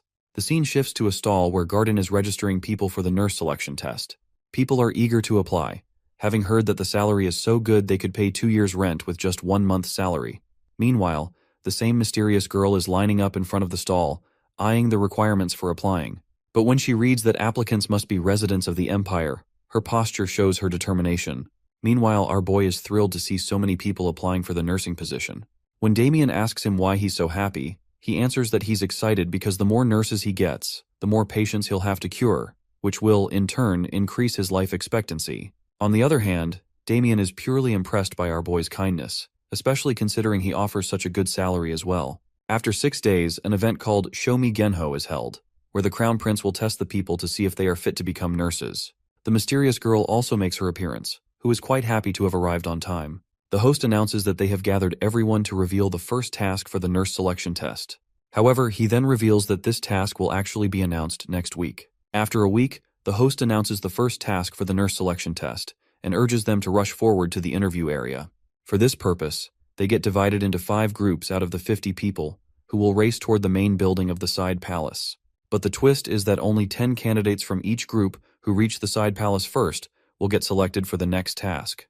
The remaining will be disqualified, which shocks everyone, and they rush toward their destination in order to reach earlier. As soon as 10 candidates enter the destined area, the guard disqualifies the remaining ones. Then, they immediately start the next task, which tests their ability to find an ingredient that is stored improperly among numbers of ingredients presented to them. While doing this, one of the candidates falls down. Everyone looks at them and ponders for a while whether they should help him or not, but none of them move from their table to assist the candidate. Our boy watches everything with a serious expression. Garden then announces the end of the test and informs everyone that they will be notified about the result after some days. They all are left, while worrying about their test results, but no one came back to help the ill candidate. It seems like this is a stage set by our hero, who wants to test the candidate's spirit of helping others. As soon as the candidates leave, he hurries to the ill person, who is none other than Damien, who is concerned about whether he has acted well or not. Our boy informs him that he has overdone it and needs to perform more naturally. He says this while putting on a dramatic scene of falling ill in front of Damien. Then he asks about the candidate's progress, to which Damien replies that they have all failed.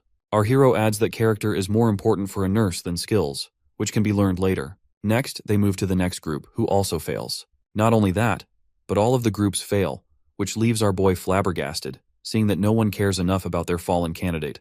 So, he decides to take a walk to clear his head. Meanwhile, he's also thinking that there are no candidates left, and he urgently needs to find a nurse. When he reaches the gate, he finds his guard arguing with a girl, who is saying to the girl that she is not allowed to participate because she isn't human. The girl retorts while emphasizing that she is a human. Witnessing this scene before him frustrates him. Not only do they already lack enough candidates, but now the guard refuses to let her in. At this, Damien deadpans that the girl is a werewolf. He points out that she doesn't have a tail, but Damien responds that she might be hiding it under her loose clothes. Damien suspects Raquel might be uneasy about the idea of a werewolf as a nurse. However, our greedy hero, who is eager to find a nurse, sees a werewolf as the perfect candidate for a nurse due to her abilities. Meanwhile, the girl tries to defend herself as a citizen of the nation, but the guard insists she's just a beast. Their argument is interrupted by the Crown Prince, who scolds his guards and tells them to stop. The girl, as a citizen of the capital, has every right to apply for the job. He then orders the guard to apologize to her, leaving her completely baffled. He also apologizes to the girl on behalf of his guard, and she introduces herself as Agnes. He tells her that she will be tested now, which startles her. Noticing her baffled expression, he explains that, as a werewolf, she has great stamina, but he wants to see it with his own eyes. Then he places her in a race competition with his guard. For this purpose, they will race to the fountain and come back, with the winner being the one who returns first. Agnes is fired up to hear this. She turns to the guard, ready to face off. Both Agnes and the guard are prepared to beat each other in the race. Both of them rush towards the destination as Agnes takes the lead. Within a few minutes, she touches the pole of the fountain and rushes back. As she gets past the guard, she analyzes his slow speed and concludes that she will be the winner. The guard, who is already nervous, sprains his ankle and falls down. She notices his fall and wonders whether he has dislocated his shoulder. But she tries to keep going as she wants to be the winner. However, she can't and turns back to the guard, relocating his shoulder, which prompts a shriek from him. While she is doing this, our boy congratulates her because she is hired. Then he gives her the necklace made by George. Afterwards, they sit inside, and the Crown Prince shows her the hiring contract. When she remarks that it looks complicated, he tries to coax her into reading it at her own pace. He is very interested in hiring her not only because of her physique but also because of personality, as she is perfect for the job. Besides, he has seen her fixing the guard's shoulder like she wants to make it as painful as possible, which will make the patient unhappy in the future. However, he still wants more people with the same qualities. After reading the contract, she informs him with a serious expression that she wants to add a clause from her side. She begins to say that she is the leader of her tribe, which makes our greedy hero salivate at the prospect of having 50 more people like her at his disposal. When she demands that they take a nursing test as well, he happily agrees. Then she approaches her other problem, one that she and her kind have been facing for years. He asks whether it's an issue of rationing. She answers negatively. She explains that they are having trouble because of their tails, which move on their own. Our dude is curious about whether this is a bad thing. She sadly explains that their tails depict their emotions, which can lead people to understand their feelings and use that to manipulate them. He is convinced that this is the reason she is wearing such baggy clothes. He suggests that she tie her tail to her legs. She responds that it refuses to cooperate in that way, almost as if it has its own mind. She explains that the tail behaves like an organ that follows its own rules. He then asks whether they can't be cut them off. She answers that it would make walking difficult, and, besides, it would regrow within a month. At first, he tries to let go of the matter, but soon he realizes with dread that she wants him to resolve this issue if he wants to hire her and her tribesmen. After that realization, he feels like pulling his hair out in frustration, as he has no idea how to solve this problem. He offers Agnes to be their society's guardian. When she asks for an explanation, he explains that he can provide them with security by using his position. But she rejects this idea, as it might worsen their condition if something happens to him or if he backs out from his promise. In this way, it's just a temporary solution. He asks if she wants something to solve the basic problem with their tails. She affirms, while asking whether he is going to help them. He answers frankly that he doesn't have much choice, but he doesn't have any idea yet, so he will start searching for one. Upon hearing this, she assumes that he must be an honest person since he doesn't make any false guarantees. Then she tries to excuse herself, but he offers her to stay at his palace. As soon as she leaves, he again yells in frustration, not wanting to lose talent like that of werewolves. Later, he is found in the library, looking exhausted but still hasn't found anything. He's interrupted by a loud yell from Garden, which scares the life out of him. He complains to Garden, who always startles him like this. When asked, Garden tells him not to stress further because he could get sick from it. He retorts that he's getting sick because Garden always startles him, nearly giving him a heart attack. At that, he first refuses our guy's claim, but then changes his tactic, as he is telling him that he'll soon get wrinkles if he keeps frowning. Our boy smiles softly at his doctor's antics because he knows he's doing this to help him feel better. He nonchalantly remarks that if he gets wrinkles, he'll just get Botox treatment. To Garden's confusion, he starts to explain what Botox is, but then stops with the realization that Botox could be his solution. Botulinum toxin is a highly potent poison used to paralyze. To test this, he decides to use a local poison to paralyze the tails of the werewolf, and for this purpose, he's going to use Kuzman poison. He then orders Garden to bring Kuzman poison to Agnes's room as he's heading there. Once they're inside her room, he informs her that he has somehow found a solution to her problem. However, before proceeding, he needs to analyze her body in both human and werewolf forms. First, he needs to find the exact spot where he should apply the poison to paralyze the tail. For this purpose, he analyzes Agnes's acupressure points and mana flow, which are slightly different from those of humans. The location of her governor vessels differs, and the acupressure points on her hips are farther apart, which is likely due to her tail. Between both of those acupressure points, he finds a blood vessel that connects to her tail. He then asks her to transform into wolf form because he wants to examine the tail's acupoint in her beast form as well. With that, she transforms into a werewolf. After looking at her, he remarks that she's not as big as his dog, Deng Chil, which irritates her. She doesn't respond, and he realizes it's because her mouth structure changes when she transforms, which makes speech impossible. Then they play a little, after he checks her up. After finishing her checkup, he's found in his study preparing for the second part of the procedure. He needs to know the ingredients in the poison to determine the exact amount he should use on Agni to paralyze her tail. He considers asking Kuzman for the ingredients but rejects the idea, knowing he can't trust him. Instead, he decides to store it in his mana slots. As soon as he opens his mouth to test it, his organs start screaming at him to stop. In their realm, they're worried about Raquiel, which seems intent on testing this poison on himself. His liver in particular is anxious, knowing he's risking his health with this dangerous experiment. His liver adds that he will be the one who has to detoxify the poison Raquiel plans to take. His liver shouts at him to test it on a summoned creature instead. In response, he exclaims that they're cruel to think he would test poison on such a cute little thing. His organs protest again, insisting that he can't use his body as a test subject. Then, his liver informs him that there are some summoned beings specialized in analyzing ingredients, including the poisons. Liver's statement makes him pause and consider the suggestion. The liver adds that he met this particular summoned creature once while waiting in the waiting room. This piques our boy's curiosity, who asks about this waiting room. The liver explains that it's a place where unawakened organs and unsummoned creatures rest in a dormant state. This piques his interest, but both his liver and his system inform him that access to this information is restricted, so he can't explore it further. He then tries to coax the liver into revealing the traits of that summoned creature, as he is hoping to get an advantage when it's time to summon his next creature. The liver nonchalantly refuses, and the other organs begin to laugh at his expense, which irritates him. Subsequently, he decides to show his organs who's boss by holding his breath. As soon as he does so, his lungs and heart start to panic from the lack of oxygen and are on the verge of losing consciousness. Seeing them like this, his liver finally tells him the trait of the summon he wants. After a while, he successfully summons a sunfish named Bobok. He watches Bebobok playing with Gosium, then lures Bebobok to taste the capsule containing the poison by telling him it has a great taste. This earns him the title of Heartless from his organs. He then focuses on his summon, who has eaten the poison. Bebobok has the ability of immortality, so even if it eats poison, it revives and writes down everything in a journal it has eaten. Therefore, Bebobok revives and writes down every trait of the venom on a card with teary eyes. By interpreting the traits and ingredients of the venom, our dude concludes that this kind of venom has the ability to weaken Botox because of its potential. Now he's ready to accurately prepare the venom which he needs to paralyze Agnes's tail. He calls for Garden, who appears in front of him out of nowhere.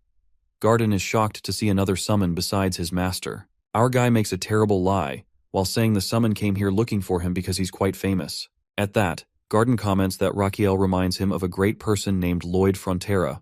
This man was the builder who transformed this kingdom into an empire. Our guy agrees, as he has read about him that this legendary builder had 5 summoned creatures. Cautiously, our boy asks whether Lloyd was truly a great person.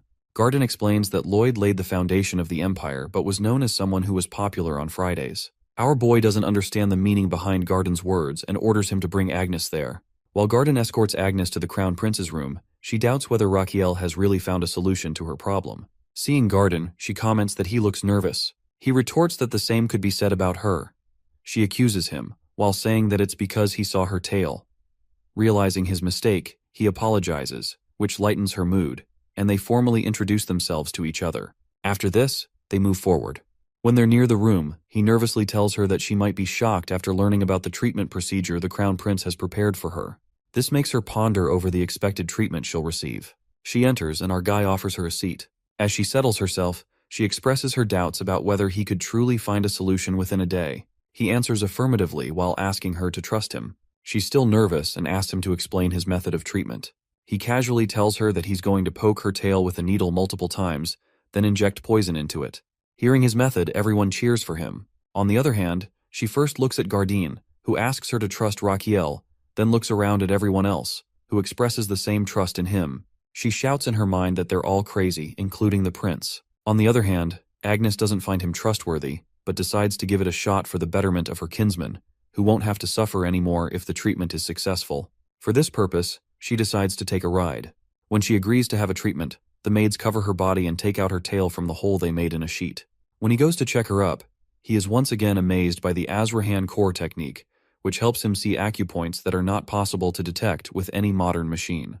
He always yearns to know the acupoint's existence when he practices traditional medicine treatment in his world. He then starts the treatment by infecting the needle into the Xuanshu acupoint and pouring 0.01 ml of muscle-paralyzing poison from his slot. Next, he injects it into the Mingmen point. Finally, he injects the poison 2.4 center deep into the Yao Yangquan acupoint.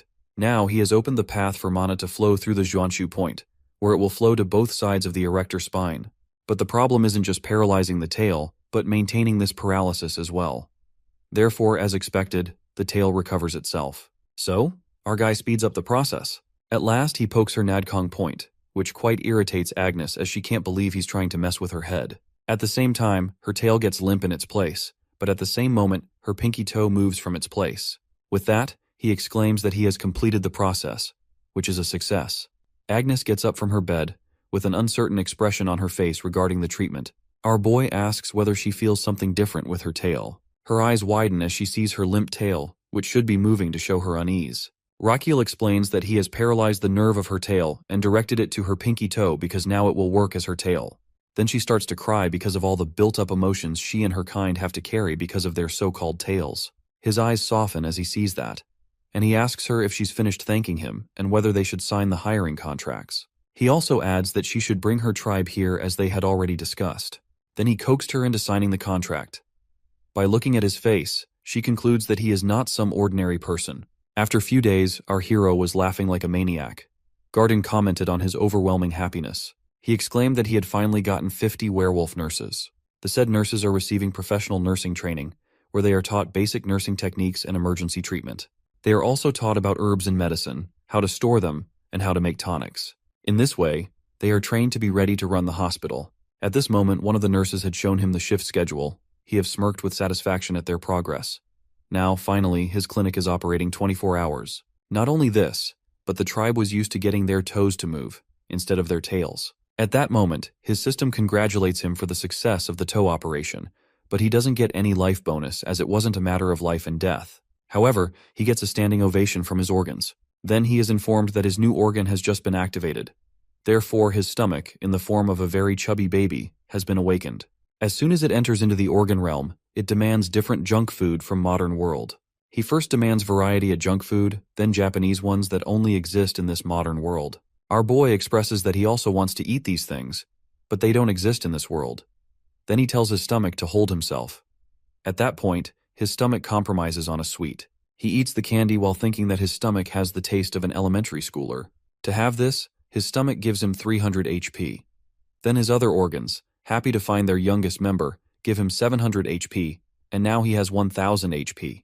He's happy to see his organs ready for the consultation, as now he can deal with the stomach problem as well. His system also informs him that his Azrahan technique has leveled up because of his precise control in treating werewolf tails. With that, his mana increases, and his mana circle expands, which gives him the feeling of a growing water balloon in his chest. Overall, he's content with the high amount of HP he has received today. Meanwhile, he's interrupted by a nurse who informs him about a patient with a fever and a strange smell. He proceeds to check on the patient, while feeling content that he has finally laid a solid foundation for his clinic. The scene shifts to Sir Pavard, who is the chief butler of the side palace. He's working on something when suddenly his expression turns horrified as he checks a record and wonders where he went wrong. He can't believe they've screwed up.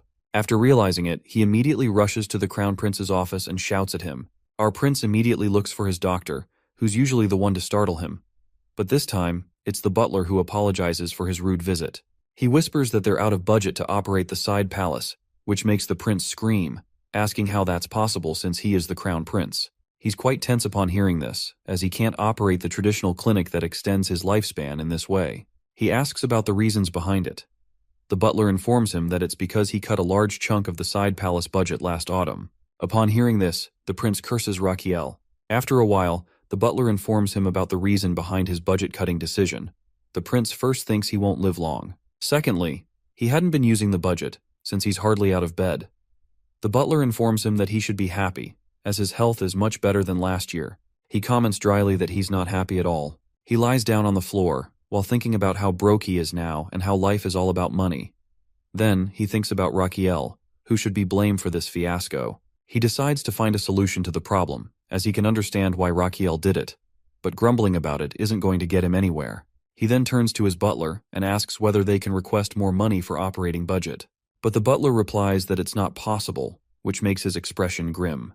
At this moment, he confesses that without operating the side palace traditional medicine clinic, he'll be dead. The butler asks how his death is related to the operation of the clinic. Instead of answering, he sighs and asks whether they really can't request more budget. The butler answers that it's against the law, as they can only make a request at the end of the year. However, the only person who's an exception to the law is his father. He enthusiastically decides to ask his father for help. However, he returns empty-handed, as his father isn't interested in helping him. He feels like history is repeating itself when he had to close his clinic because of a lack of money. But this time, he's determined not to be stopped by financial issues. He then asks for the assets of the side palace. The butler asks why he needs them. He exclaims that he's going to sell everything, including paintings, silver, and gold cutlery. The butler is quite sad to see these things, which he's cared for so long about to be sold. He once again asks the crown prince to reconsider his decision. But the ever-cruel prince answers negatively, which prompts a hateful remark from the butler.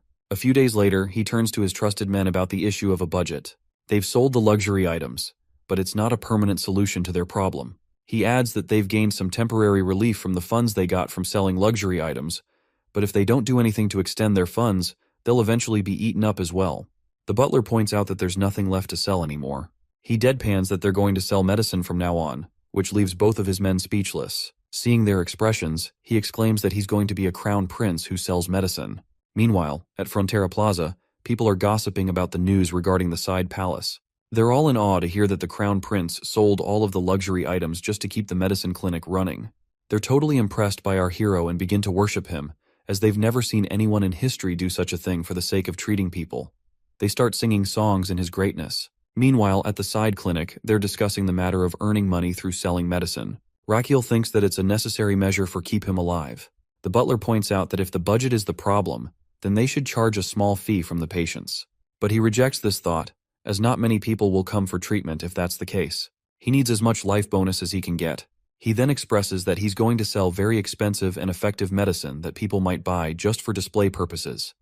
In other words, he's going to launch his own medicine brand. Any rich household will be proud to have his branded medicine. He exclaims at the end that he's going to sell super luxury medicine, which becomes the symbol of a person's luxury and high status in society. Listening to him, both of his subordinates are quite blank. The butler asks whether such medicine even exists at all. He explains that this is a medicine called the Golden Minotaur Calming Pill, made from the gallstone of a minotaur. Basically, Koreans are used to using calming pills to calm their nerves, and this pill is also used for curing brain illnesses, heart problems, and high blood pressure. On his way, he explains the details of this medicine to Damien, who has doubts about whether people are really going to purchase it. He replies that they're definitely going to buy it because he's going to present it as something rare. Like a limited edition, they'll buy it at all costs, as it's the psychology of people. He adds that he's not going to use bull, but the gallstone of the Minotaur, which will urge them to buy it. However, his confidence is shattered by Damien's words of disbelief, who doesn't think anyone will buy it. Damien again points out that if this medicine is so effective, why hasn't he heard of it? Raquel answers that it's because it comes from the fallen kingdom called Jasion. Damien dryly remarks that he hasn't heard of this kingdom either. Our prince chimes in that he heard about it in his dream, and all the medicine he's learning is from his dream. While looking at his back, Damien thinks that Garden is a naive person who's going to believe every bit of nonsense their crown prince throws at him. But in his case, he only cares about getting his salary on time. He then runs after him and asks whether he's going to treat people without a license, which makes the prince halt in his steps. Damien stresses that he needs to pass the doctor exam to get the license like Garden did. The prince turns to Damien and nervously chuckles, while admitting that he didn't know about it. Damien replies that they need to solve the funding problem first. For this purpose, they need a gallstone of a minotaur, but the prince interjects that they don't have any at the herbal store. It seems like people there aren't using the bull for making medicine. Damien asks about his solution to this problem. The prince exclaims that he's going to buy a live minotaur for this purpose. So he's going to Cremo to attend the monster auction at the auction house to get this minotaur. Damien can't believe he's planning to go there himself. The prince answers calmly that he has to, because he needs to check the quality of the minotaur as well as its gallstone by himself. Damien thinks, smiling to himself, that this man is crazy. At that moment, Agnes arrives with a carriage and gestures them to get in. Damien asks in disbelief if they're really going to depart now. The prince replies that time is more precious to him than gold. He then urges Damien to get in before Garden comes after them.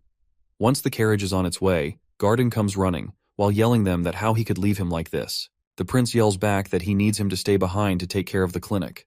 While on their way, Damien comments on the comfort of the horse carriage. Our prince arrogantly replies that it's what one would expect from a crown prince's carriage. It's shown that they're actually lying down in coffin-like spaces, and Damien still insists that it feels strange. Their journey carries on for 8 days, and one evening, Agnes gets up from her spot on top of the carriage, her senses heightened. As soon as she smells the sea, she informs the prince that they've reached Cremo Port. Finally, they reach the Cremo Monster Auction House. A boy in front of the auction house tells the driver to park his carriage somewhere else, but the driver gets down from the carriage and warns him that he doesn't know whose carriage it is. He asks if it belongs to the crown prince. At that same moment, the said crown prince greets him from the carriage window, which leaves him petrified. The next moment, the boy rushes inside the auction building and approaches the mayor. He points toward Raquel and informs him about his arrival, which panics the mayor as well. The next moment, he starts flattering our boy to gain political favor. When our boy mentions that he's here to purchase something, the mayor immediately offers him additional bodyguards, which our boy refuses because he has his own. He tries to excuse himself, but the mayor keeps trying to prolong their conversation. He goes ahead, after giving the mayor a false promise that he'll visit his home afterward. The mayor instructs others to clean everything, while our guy thinks it feels like a military commander is going to visit there. During the auction, Raquiel and Damien settle themselves while noticing the quiet atmosphere. Damien explains that it's likely because monsters can wake up if the auction gets too noisy. As people make bids, he waits for the Minotaur to appear. When it seems like the auction might be ending, he wonders if he might not find a Minotaur there after all. At that moment, a carriage rolls in, carrying a caged, hefty Minotaur. Our dude is awestruck by the Minotaur's weight and strength. The host announces that it's the main item of the auction, which is captured by the 7 best hunting teams. On the other hand, our guy's excitement at the prospect of getting his hands on this beast deflates when the host announces the starting bid at 50,000 magan. He asks his aide if he heard correctly, since other monsters sold for 50,000 magan, yet this one starts at 50,000 magan. When Damien asks if he has enough money, he considers that he brought 100,000 magan. But seeing the crowd's eagerness to buy the Minotaur, he doubts he'll be able to win it. Besides, he thinks that it's way too expensive to buy a Minotaur at that price. After a moment's thought, he turns to Damien and whispers his plan in his ear. It's clear that Damien doesn't like the idea and double-checks if he really wants to go through with it. After a confirmation from him, Damien comments that the idea sounds like something a thug would suggest, but he just chuckles, while saying that it doesn't matter if he's compared to a thug as long as it will work. Then Damien leaves, and our guy watches the auction with anticipation as the bidding price climbs. He hopes Damien returns before the price gets too high. After a while, the mayor arrives and greets him, and our prince pretends to be surprised to see him. Seeing the prince's expression, the mayor catches on as he understands that the prince wants everyone's attention right now. Eager to gain the prince's favor, the mayor is more than willing to play along. The mayor then loudly addresses the crown prince, while offering him 100 bodyguards. As soon as he says this, everyone turns to see if it's really the crown prince. Our guy formally accepts the favor, while Damien stands there with a very annoyed expression, watching the drama unfold in front of him. Then, our guy dramatically remembers that he has to participate in the auction and places a bid of 60,000. Our prince's expression loudly declares that he's the crown prince, and no one is going to raise the price against him. Seeing this, the audience realizes that they have to give up on getting the Minotaur. Meanwhile, the host is also quite nervous, seeing that they may have to sell their best item for only 60,000 magan. Then there's a twist as one noble dares to raise the bid to 70,000 magan, which shocks everyone, including our dear crown prince. Someone then notices that this person is none other than Guinness, a favorite of the king of the southern country, Amboise. Meanwhile, Guinness thinks that since he's not even a citizen of this country, the prince can't do much to him. Everyone wants to cheer for him as their savior, while some whisper that they've heard the crown prince is famous for holding grudges for a very long time. On the other side, our guy is fuming with anger, now determined to have a proper clash with this person. Burning with desire to get his hands on the Minotaur, he raises his bid to 71,000. Guinness raises it by another 1,000, bringing the bid up to 80,000. The bidding continues like this. Finally, the host announces that their main item has been sold for 250,000 magan, and the winner is Guinness, who is quite obnoxious about having the upper hand over the crown prince. Meanwhile, our hero looks like someone just drained all color from his face. At this moment, Damien tries to console him, while saying that he's glad Raquiel didn't spend all his money on a single Minotaur. Hearing this, our guy's expression shifts to confidence about his finances, but in reality, Damien is secretly worried about getting his salary on time. He's completely flabbergasted when Damien remarks that he's only sticking around as long as he can count on a stable paycheck. He reminds Damien that he was the one who rescued him from the underground life. Damien replies that he's grateful for that, but having a stable salary is a completely different matter. Our guy then looks at his bodyguard thoughtfully, recalling the last chapter he read in Demon Sword. After reading it, he concluded that Damien is the strongest person in this world, and it's reassuring to have him by his side. But there seems to be another reason related to victory in the final battle, which somehow connects to Damien, because our boy believes that giving him a stable life leads to the stability and safety of the world. He then tells his bodyguard earnestly that he'll make sure Damien gets his salary on time. Next, he turns to the mayor as they head to his home, but the mayor protests while asking his reason to be in such a rush. He replies that it's out of embarrassment for losing even after using cheap tricks. The scene shifts to a grand house, where in one room, the Minotaur is bound after being sold today. Guinness steps forward to check its condition, bragging about his victory over the crown prince. Then, someone else enters the picture, the most expert taxidermist in Cremo, who is brought in for this job.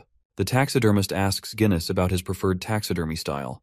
Guinness replies that he wants it presented as grand as possible because he's planning to gift it to the king for his birthday. He then requests a mage to assist with the taxidermy, and at that moment, the mage enters, while stating that they should begin immediately without wasting time. The mage starts his vacuum magic to kill the Minotaur in a clean manner. As he's being killed, the Minotaur thinks of his family and laments how cruel humans are for mistreating him this way, while thinking he's broken their magic, and then it snaps the chain he was bound to. Meanwhile, in the mayor's house, our guy crashes onto his bed, looking exhausted. His whole body protests from the grueling schedule. Determined to buy the Minotaur tomorrow, he insists he'll manage with 1 lakh magan, though his bodyguard doesn't seem convinced. Their conversation is interrupted by one of his men, who warns him of upcoming trouble for which they need to evacuate immediately. Rakiel demands an explanation. At that same moment, the wall is smashed open. Damien is in front of him instantly, ready to protect the prince, but the monster throws him aside. As the dust clears, our guy is petrified to see that the monster is none other than the Minotaur. A few moments ago, with the force of the Minotaur's break from Mage's magic, everyone is knocked down around it except for the evil Guinness. He shouts at the Minotaur while claiming that it can't harm him because he's its master, but the monster doesn't understand the meaning of master and starts to chase him instead. While looking for an escape route, Guinness spots the mayor's house and decides to take refuge inside. He hides behind a wall and shouts in an attempt to distract the Minotaur. In a way, he's somewhat successful at it. Now the Minotaur is right in front of the guy, ready to smash him. Our dude is ready to escape. But suddenly he notices its eyes and stops for a moment. They seem like the eyes of a creature in pain, suffering greatly, much like one of his patient. The Minotaur then remembers that our boy is the same guy who bit on it, and in a fit of rage, it attacks him. However, its strike is intercepted by Damien's sword, who urges the prince to escape. Our boy exclaims that he's not going to die after having it so difficult to survive this long. Damien tries to deal with the Minotaur, but he's not successful in stopping or defeating it. During the battle, he pushes Rakiel back, who slams into a wall. At the same time, Damien meets up with him, and he states that they're trapped here, prompting a sarcastic remark from our boy, who dryly comments that he can see that as well. Next moment, Damien stands with a serious expression and asks for an extra bonus if they manage to get out of there alive.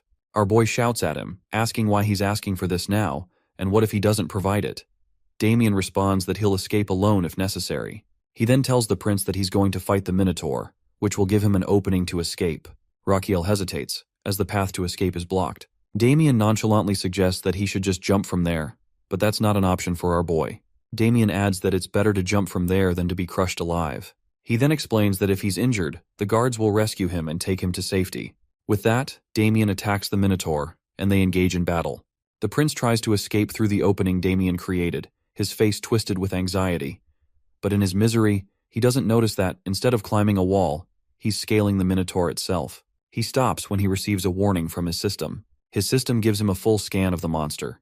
His system and heart both inform him that the results show the monster's heart is in very bad condition. It has stable angina pectoris, which means the monster is suffering from chest pain and its heart is about to clog up. Clinging to the monster, he realizes he's not in good condition to treat it, and he's in danger himself. He can't jump, or his body will be crushed in the process. Meanwhile, the Minotaur has a plan to crush the prince with its other hand, like squashing a mosquito, but it's distracted by Damien's attack, which misses its eye. Damien tells the prince to hang on, while promising that he'll rescue him in a moment. Our crying boy pleads for him to do it quickly. Damien rushes toward the monster, looking for an opening to attack its shoulder or sides. He strikes the monster and tries to rescue the prince, but the prince is thrown from the balcony, which makes him believe he's about to die. However, our crown guy is rescued by Agnes, who catches him in midair. As soon as she lands on the ground, other guards come to escort him to a safe place. Meanwhile, Damien and the Minotaur are locked in combat. The monster focuses all its attention on Damien, who is determined to defeat it in order to claim a high reward. Damien plans to stab the Minotaur on its fist and then its arms as soon as it's about to punch him. He tries to cut into its fist and attack it as much as he can, but the Minotaur proves tougher than that. During their clash of sword and fist, something distracts Damien, and in the next moment, he's attacked by the Minotaur and thrown aside. He is pushed into the wall, and the Minotaur steps toward him. Damien tries to get up, but his leg is pinned under the rubble. At the same time, he's saved by Goswim's powerful body slam. He doesn't fully understand what's happening until he sees Goswim fighting the monster. Meanwhile, our guy thinks that he's not going to lose Damien, especially after all the trouble he went through to get him. That's why he fed Goswim red sunflower seeds to make him bigger, so he could fight the Minotaur. He shouts at his bodyguard to get up, as they're about to be surrounded, prompting a remark from him that he's going to get a lot of money. But unfortunately, Damien can't move his leg. On the other side, the Minotaur throws Ghostwim into the air toward Damien. Seeing this, Rakiel shouts for Damien to hold on to Ghostwim in order to escape. Damien does so, and Ghostwim jumps from the second floor. Now, they're in front of the Crown Prince. But not just his friend but his enemy. The Minotaur also leaps from the second floor and howls at them, with everyone else following close behind. Rakiel asks about the well-being of Damien and Ghostwim. Damien answers that he's all right. He thinks about the Minotaur and wants the medicine from it. But he rejects the thought, as it could cost him his life. He then suggests to his companions that they head to a safer place. At this moment, the mayor interjects, stating that he's going to bring him and his companions to the safest place in the city. After a while, they arrive at the port. The mayor informs him that if they ride the ship, the Minotaur won't be able to chase them on the sea, and they can easily escape this way. Rakiel likes the idea and decides to escape this way. When they board the ship and offer the mayor to join them, our dude is shocked to hear that the mayor refuses to escape. With a serious expression, the mayor states that he won't run away because this city and the safety of its people are his responsibility. So, he will stay and guide the guards to counter their current problem. Hearing his words, Rakiel changes his opinion about the mayor, as he is no longer seeing him as a shallow man who just wanted to go on with his life. He now seems serious, and this makes Rakiel contemplate whether it's right for him to run away as well. Seeing his expression, Damien understands his inner turmoil and stresses that they need to depart. He reminds Rakiel that everyone has their own role to play, so he doesn't need to feel guilty. At that moment, Rakiel realizes that his bodyguard is right. The mayor's role is to protect the city, while his own role is to protect the imperial family. For this purpose, he has to survive. So, he orders the anchor to be raised. However, just as their luck runs out, the Minotaur arrives, chasing after them. It leaps onto the ship, while howling with anger. It tears apart the ship and swings the wood over their heads. Rakiel orders everyone to get down to avoid being hit by it. Meanwhile, Rakiel is also thinking about his next course of action, as they have no way out of this situation now. On the other hand, his organs are shivering as they sense the danger around them. He tries to think of a plan to escape, but is on the verge of tears when he realizes he hasn't awakened his brain. Damien jumps beside him and tells him to get to the deck and stay hidden there. Rakiel asks what Damien will do in the meantime. While unsheathing his sword and turning toward the Minotaur, Damien claims he's about to make a lot of money from this fight, so the Minotaur better get to work to earn it. Damien rushes toward the monster and calls for Agnes's help. But their combined efforts, along with some guards, go in vain as they are all thrown aside by the Minotaur, which remains standing tall. Seeing everything unfold, Rakiel panics for a moment. But then he pulls himself together and looks closely at the Minotaur, while analyzing its health condition to figure out how to defeat it. At this moment, his system informs him that he has strengthened his Azrahan core to its limit due to being in an unprecedented and extremely dangerous situation. As a result, he has acquired a skill called Acupoint Scan, where his Azrahan core technique is combined with his pulse reading skill. This allows him to see the acupoints of every living thing in order to predict their movements. Now he applies this skill to the Minotaur standing in front of him, which makes him realize that he can clearly dodge its every move. However, the problem is his stamina, as he can't keep up with this for long. With a tense expression, Rakiel ponders a way out for himself and everyone else. Meanwhile, he notices Ghostwim and gets an idea, though he's a little uncertain about whether it will work. But he decides to go for it anyway, because he believes it's his role to protect everyone as the Crown Prince. So, when the Minotaur is about to attack a sailor, Rakiel rushes in from the front to block its strike. His system warns him that he has eaten the red sunflower seeds meant for his summoning. Our boy really becomes a giant with the red flower seed, and now has a one-on-one with this monster. However, his system informs him that he is not a summon, so he must have side effects from eating the red flower seed. He needs to consult the doctor immediately. He dryly reminds his system that he is a traditional medicine doctor. His system then informs him that his giant form will last only 3 minutes, and he will fall into a coma once it ends as a side effect. Now he understands the severity of the situation as he has to end this fight within 2.5 minutes, which he is sure he can't do, and he might meet his end. As expected, the Minotaur gives him a hard punch in his face. He complains about how much it hurts, but normally he would be killed by this attack, so there is still hope. In order to test his hope, he hits the Minotaur with his head and hurts himself as well. Now it seems impossible to end this fight in the limited time. He needs to think quickly. He looks at his summon, who is exhausted because of the fight. He wonders if his guards can handle it, but what if he faints? He has to do something quickly. He asks Gusium to provide some thorns. After getting them, he grabs the Minotaur's neck in his arm as he is going to use acupoints on him. He pierces the first needle into the Tianyu point near its neck. This point is used for ascending and descending mana, but unfortunately, our guy can't pierce the thorn deep enough to reach Minotaur's mana flow. He then orders Damien to attack the end of the thorn, and Damien does so immediately. His next target is to calm the monster down mentally. To do this, he reduces the stimulation of the sympathetic nerve and increases the stimulation of the parasympathetic nerves. He then targets another acupoint and asks Damien to dig the needle deeper. After a while, he targets several acupoints in order to prick its blood and energy flow. He jokingly thinks that the Minotaur is behaving like a kid who doesn't want to get a shot. So now, he will give it a sweet if it behaves during the last acupoint, which is the ermine point. This point is used for ear disorders. With this last point, suddenly the monster calms down as its pain disappears. Our boy says that it was kind of a coincidence as well. To realize that his pain has disappeared, the Minotaur turns to our guy and thanks him, thinking he's the reason the pain is gone. At this moment, our dude falls down, whining that he's incredibly tired. He checks his internal organs, which are also protesting because the sudden size change disrupted their blood and breathing flow. At this moment, his time as a giant ends, and he returns to his normal size. Everyone gathers around him in concern. Before slipping into a coma, he tells them that he will be in a coma for 5 days, and that they don't need to worry about the Minotaur anymore. Then, his coma period begins. After the fight, the Minotaur is subdued, and everyone becomes worried about saving the ship, as it could sink at any moment. They have to head to the deck immediately since the ship is filling with water. Suddenly, the ship begins to move, and everyone thinks it might be sinking. Meanwhile, the Minotaur, who wants to repay the kindness the Crown Prince showed him, picks him up and places him on his head in order to save him. This stuns everyone around them, as they think it's trying to kidnap the Crown Prince. 6 days have passed since the kidnapping of the Crown Prince, and now we see a dark room where Damien sits in a chair. While looking at the rat at his feet, he wonders whether he is dreaming, which is something he hasn't done in a long time. His thought process is interrupted by the inspection squad interrogator. It seems like he's being interrogated because of what happened with Raquiel and the Minotaur. The interrogator taunts him, while asking if he's sleeping in a situation like this. Damien makes an excuse while saying that it's because he hasn't slept for days. The inspector shouts at him, saying it's been 6 days since the Minotaur kidnapped Raquiel. The next day, the news reached the Emperor, and it took him 2 days to reach this city. The interrogator accuses them of doing nothing in the meantime, as they haven't found any clues about where the Minotaur took the Crown Prince, or where the person who brought the Minotaur has gone. He then changes his statement, in which he accuses them of doing it intentionally because they wanted to harm the prince. At that, Damien taunts him, inquiring whether he thinks every person who accompanied the Crown Prince is a conspirator, working with the Minotaur to kidnap him. He is furious to know that this interrogator is going to conclude such a ridiculous notion.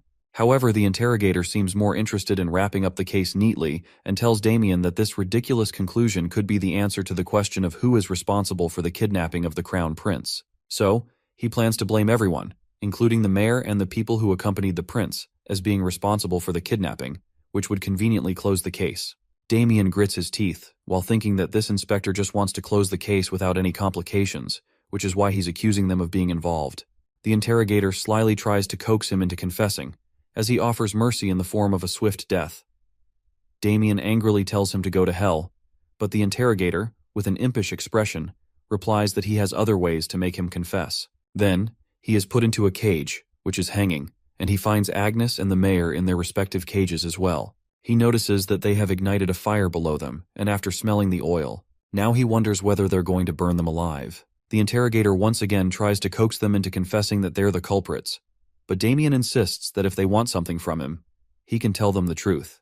He angrily tells the interrogator that he is the one obstructing the search for the Crown Prince under the pretense of the investigation. He angrily agrees that he is more than eager to find him. After hearing this, the inspector orders his subordinate to light the fire. Meanwhile, Damien thinks that he doesn't want to die this meaningless death. Before anyone can do anything, they see the Minotaur coming toward them, and to everyone's astonishment, it holds Damien's cage. Above the Minotaur, the Crown Prince is riding, who asks his subordinates the reason for them being caged. It seems like the Crown Prince wakes up after 6 days on the island, where he finds Eurus, who was once his enemy, but now looks at him with loving eyes. After taking some time, they resolve their differences and become friends. He then thinks that it's a coincidence that Eurus's pain was soothed by him, but he doesn't clarify it to it because he wants it to follow him willingly. Then he tells Eurus that he wants to help it in return, as well as its chest pain will start soon, so they should begin treating it. He starts his acupoint scan and concludes that his angina isn't very advanced yet, so it can be treated later. Then he turns his scan to the gallbladder. He asks Eurus whether he feels full after his meal, to which he gets a positive answer. He adds that it's because he's filled his gallbladder with lots of stuff, so it needs to be emptied. Then he explains the process, but Urus doesn't understand a word and looks at him blankly. Finally, the Crown Prince decides to use simpler language and asks Urus to press the spot he points to with his finger. He gestures for Urus to clench its fist and hit its solar plexus. Urus seems hesitant, but the prince urges it to do so. It does, and by observing its condition, the prince concludes that something must be stuck inside. Finally, it's revealed to be a big piece of cholecystitis. The Crown Prince is happy to have found this significant piece. He asks Urus about the condition of his bloating, and Urus answers with a cheerful tone.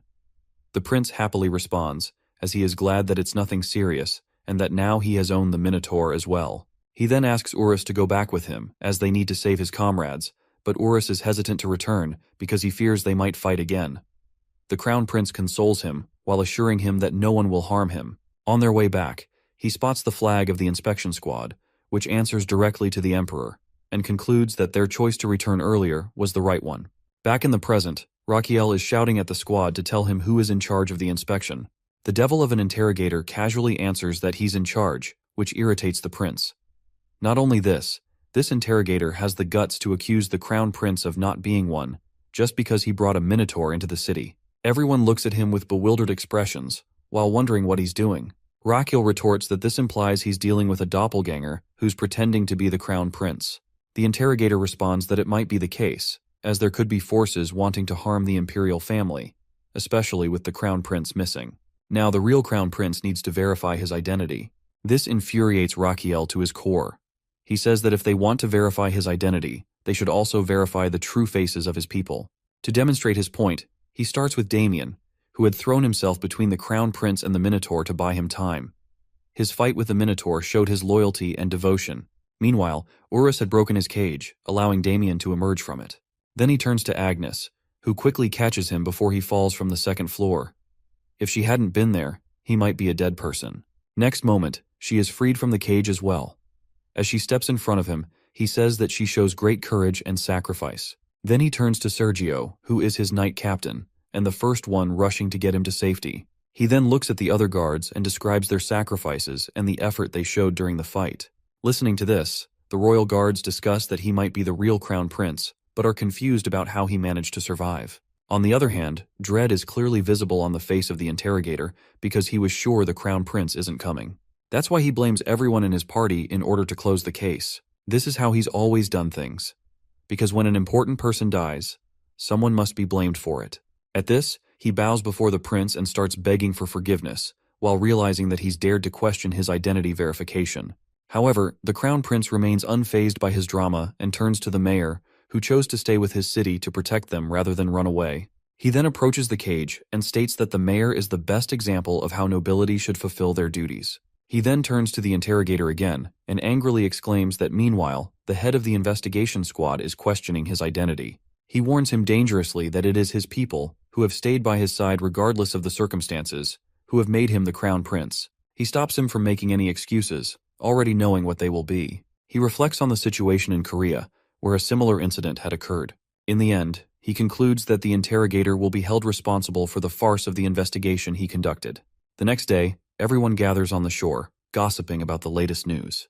Their hot topics include the investigator who's been accused of hindering the search for the Crown Prince. He is likely going to be either hanged or sentenced to life in prison.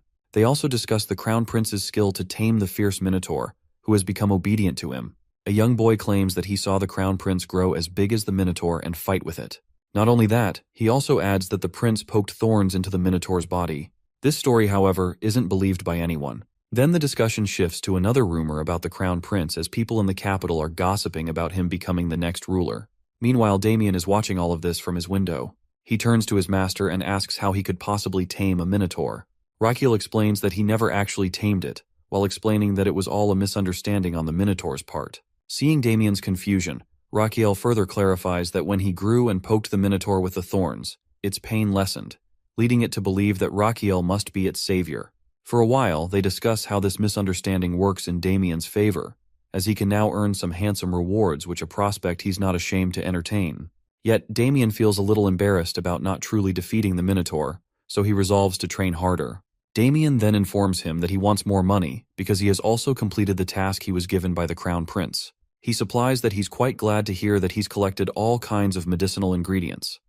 Damien explains that it's because Cremo is a larger port and a commercial city. Then he drops a bomb on our prince, revealing that his father returned to the capital as soon as he heard that his son was safely back.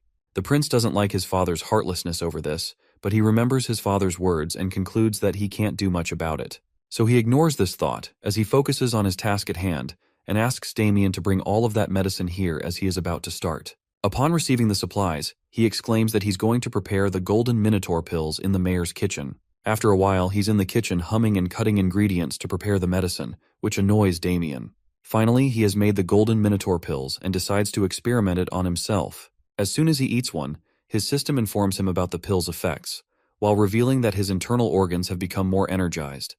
However, his stomach doesn't appreciate the taste. In return, though, he gains 500 more HP from his organs. Not only that, his tonic concoction analysis skill activates because he made the pill himself. After reviewing the long list of benefits from the pill, he feels quite happy to see that it not only treats cardiac disease, but also provides natural sleep without any side effects. Reading this, he feels ecstatic about the results. The next day he goes to Eurus and asks how it's feeling. Then, he gives it the pills to help soothe its chest pain. Without hesitation, Eurus eats them all. It feels extremely energized from the pills, and their effectiveness increases by 10% after he uses them to heal the Minotaur, who is his patient now.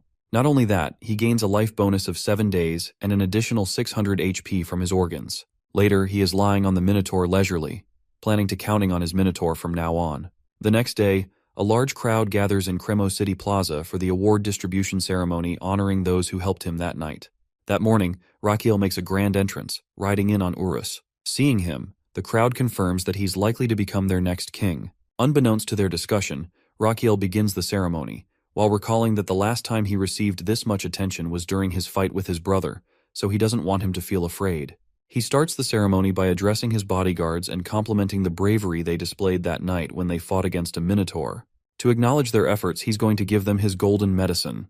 With a smirk, he praises the mayor in his mind, who solved his problem. The scene flashes back to 2 days ago when he's resting with Eurus and the mayor approaches him. Rakiel explains to him that he's going to hold an award ceremony to honor those who worked hard that night, not only to acknowledge their efforts, but also as a way to advertise his medicine. He then shows him the medicine he plans to give to his subordinates. The mayor immediately understands that Rakiel has ulterior motives and realizes what he wants to do. He suggests that if Rakiel gives the medicine as a reward, it will definitely make the nobles curious about it. He even planned to create a special premium edition in Crown Prince's name. He also understands that he needs to make this ceremony as grand as possible to attract future customers and increase the value of the medicine. With that, the mayor rushes off, while asking for 2 days to organize the ceremony to his liking. Now at the ceremony, Rakiel is pleased to see the results of the mayor's efforts. First, he acknowledges the bravery and efforts of his subordinates who fought that night, then subtly shifts the topic to describe the benefits of his medicine, which is made from the Minotaur's gallstone. He explains that it grants stamina as great as the Minotaur's while curing numerous other diseases. He even flashes his pet to prove his point. He adds that people who can't sleep will also find rest with this medicine, while slipping in more praise for his subordinates. Then, he shamelessly turns back to advertising the medicine, even announcing a limited offer which they can get it at an affordable price of only $9.99 Megan for 1 month. Seeing this, Agnes and Damien realize that he's acting like a con artist to lure in future customers. They glance at Sergio, who's also there to happily promote the Crown Prince.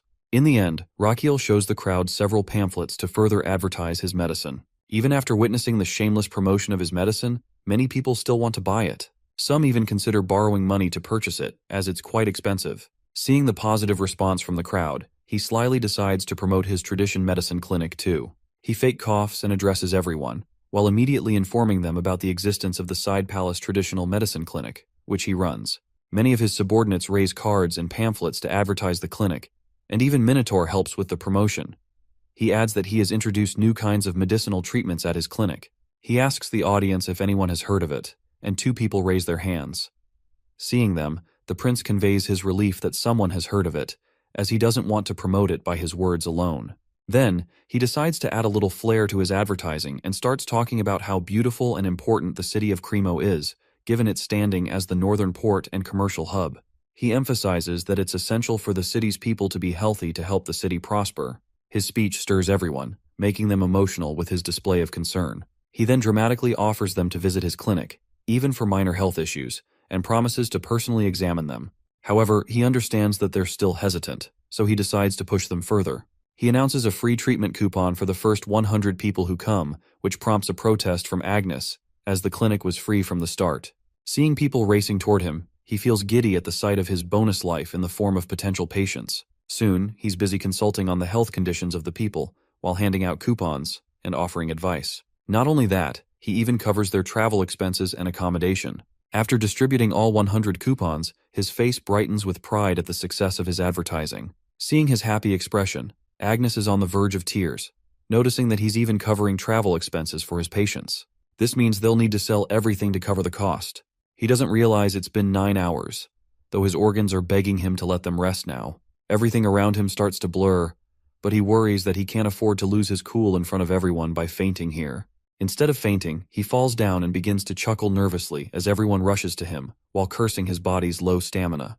His system informs him of what he's done, witnessed by the people of Cremo, along with his exhaustion. Seeing him like this, the people of Cremo feel touched by his dedication, and he's granted a new title. A new power is added to his traditional medicine skill called Great Doctor Point. This is a kind of reputation value in which, whenever he makes an impact on society through his medical practice, or people are touched by his effort and skill, he will earn 101 GDP. He understands this new point system but doesn't know where to use them. Upon hearing this, his system informs him that he can use these points to buy a lie voucher.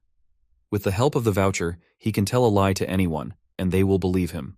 Damien rushes to him and helps him stand. Meanwhile, he receives more information about the lie voucher. For example, he has to choose the person he plans to lie to. Additionally, each voucher can only be used once. Mythical creatures and people closer to him might not be affected by the voucher. He then asks Damien to give him a piggyback ride, and Damien responds that he'll do it if he gets paid for it. After a while, he's in front of a very emotional mayor, who can't believe the crown prince is leaving already. The mayor adds that Raquiel needs to rest before starting his journey. Raquiel brushes off the concern, while saying that he'll sleep in the horse carriage, which prompts a protest from the mayor, insisting that it's not comfortable. He concludes the conversation by praising and thanking the mayor for everything he's done for him. Then, he heads to his carriage, tossing an offer to the mayor to visit his clinic with Captain Roberto. The mayor doesn't understand, but Raquiel is referring to the fact that both he and Captain Roberto suffer from partial baldness, which he can treat. As soon as Raquiel enters the capital and his hometown, everyone is startled to see a minotaur accompanying him. A knight rushes toward his carriage, and as soon as he spots the minotaur beside the prince, he's a little startled at first, but he quickly shakes his head and moves forward. He wakes the crown prince and hands him an envelope sent by the emperor, after greeting him in a very formal manner. Raquiel takes the envelope from his hand, feeling a bad sense of foreboding about the content of the letter. He opens the envelope, his eyes shining with worried curiosity. This letter is a summon for him in the court of his father. He doesn't feel good after reading it. However, with a grin, he brushes off his worry by thinking that he's going to use the lie voucher in case things go south. Later, he's shown in front of his father, greeting him. He stays bowed while waiting impatiently for his father to say something. Finally, his father deems him worthy of wasting some words on him and expresses how irresponsible and incompetent his son is to endanger the people who are traveling with him. He doesn't like his father's words as he almost meets his end during that fiasco. His father then asks about the attack that happened at the mayor's residence, which he had confirmed. His father again reprimands him for not going to safety quickly, which led his bodyguards into a dangerous situation. He even has the nerve to tell our boy that he needed to take precautions before any kind of situation arises. All of his scolding and reprimands are making our dude quite irritated, especially since the situation was something he couldn't predict beforehand.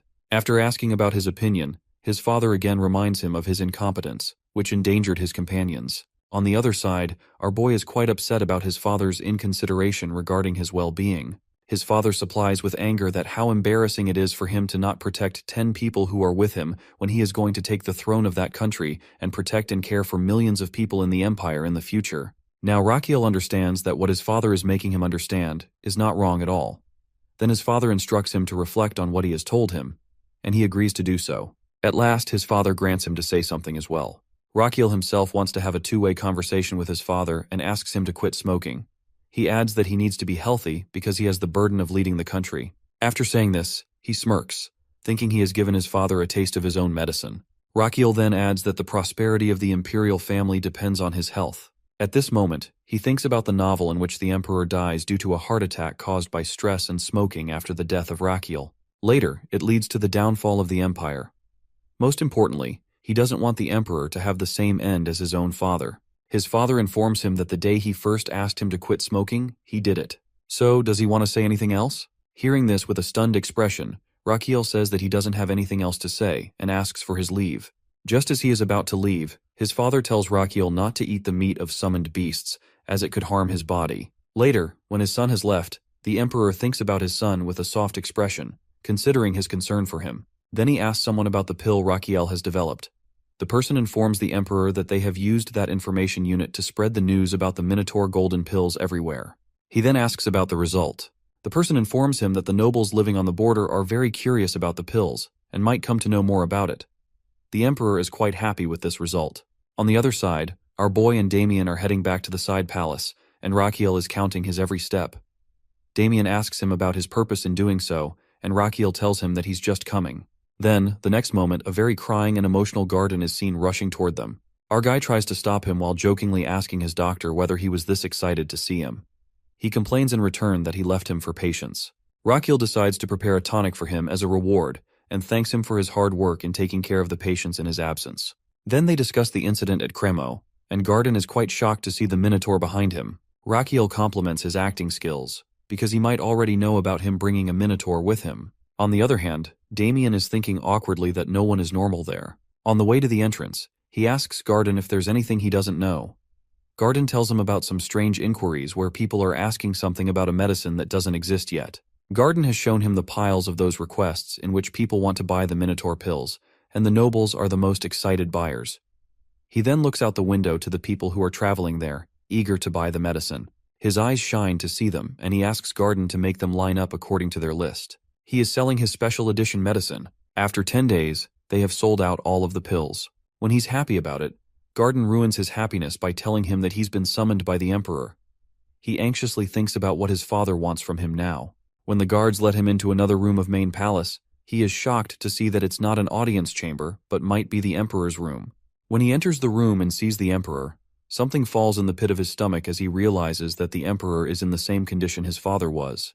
Rachiel's past self is seen in the internet cafe, where he is found playing a game which he is losing constantly. This is making him quite irritated. His friend tells him that his phone is ringing constantly, but he says that he doesn't care about it. When the game is over, he finally decides to pick up the call. As soon as he does so, his expression changes to dread. He rushes, his tone frantic, and can't hold himself together when he sees his father on his deathbed. In the present time, he tries to move past his trauma and see his father in this state. But there's no time to indulge in such things as he needs to treat the emperor. He diagnoses that the emperor might have had a stroke because his muscles and nerve signals, which control the muscles of the body, are all over the place. Then he turns to the emperor's doctor about his father's health condition. To his shock, the doctor informs him that the emperor has been fainting since the previous night. He asks about the cause of the problem. The doctor informs him that it was because the emperor was drunk the previous night after having dinner, so he suggested he take a rest. When he checked on him the next morning, the emperor was already in this state.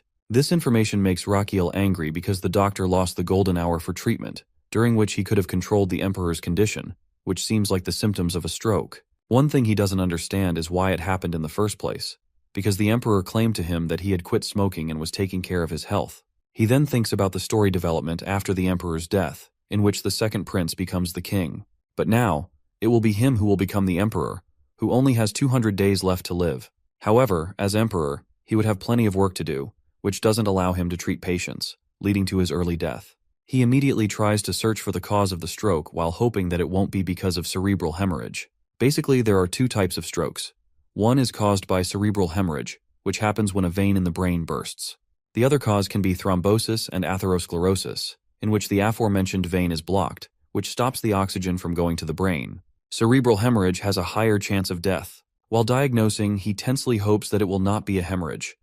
Finally, a while ago, he confirms that it is ischemic, which is the lesser evil of the two.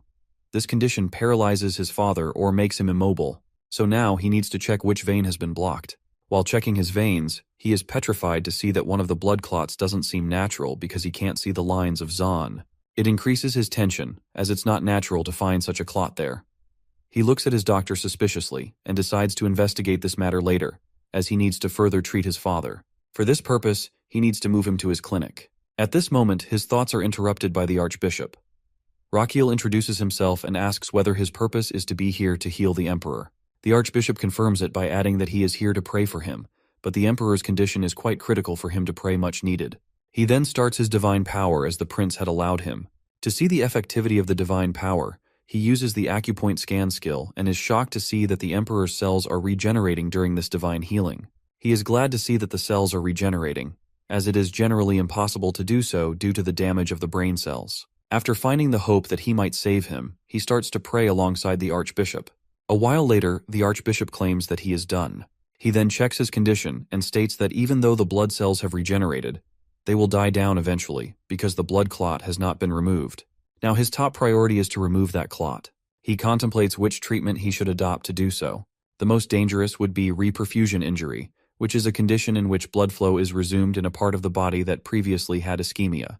In this condition, the part that has ischemia takes the most damage because it worsens cell recovery. After concluding something, he orders Roberto to bring the palace mage. He then asks whether the prince has lightning magic in his mind, which he declines. Before the captain even takes a sigh of relief, the prince exclaims that he is going to freeze the emperor. After a while, the palace mage stands in front of the tense prince and emperor's doctor. Upon knowing what their crazy prince wants him to do, he is quite shocked.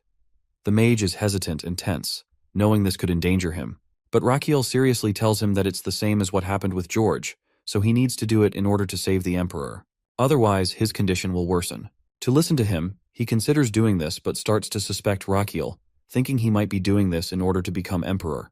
But he brushes off this negative thought, as Rakiel doesn't seem like someone who would be after power. All he has been doing all this time is treating patients instead of indulging himself in politics. Upon contemplating the matter, he decides to trust him and follow his instructions. When he supplies this to Rakiel, he thanks him while summoning goosebumps. After getting some thorns from him and a minotaur golden pill in his other hand, all he needs is sacred blessings magic.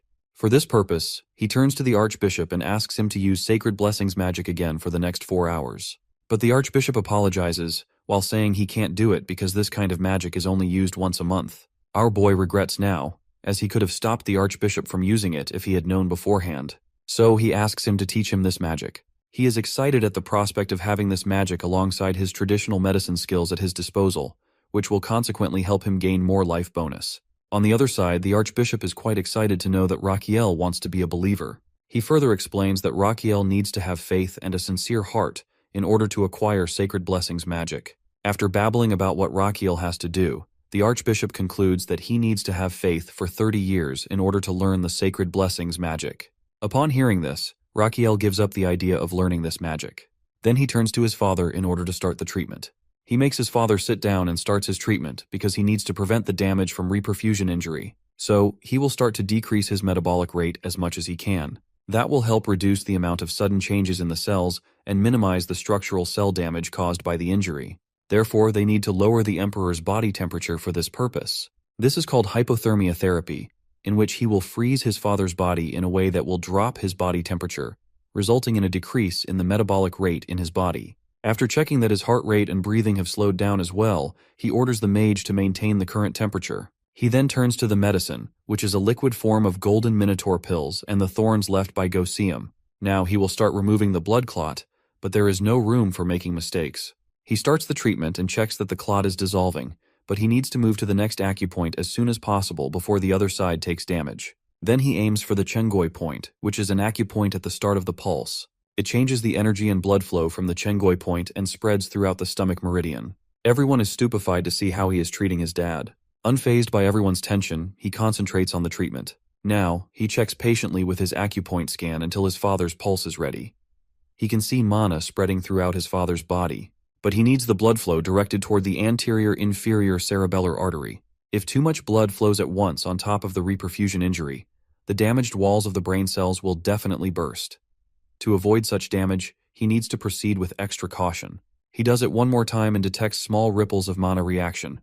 With that, he senses the blood flow slowing down to only 20%, which arouses hope in him. He has done his best, but now everything depends on the life force and fate of the emperor.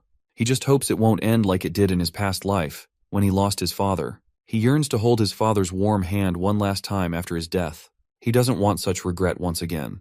His thoughts are interrupted by the feeble voice of his father, thanking him for his effort.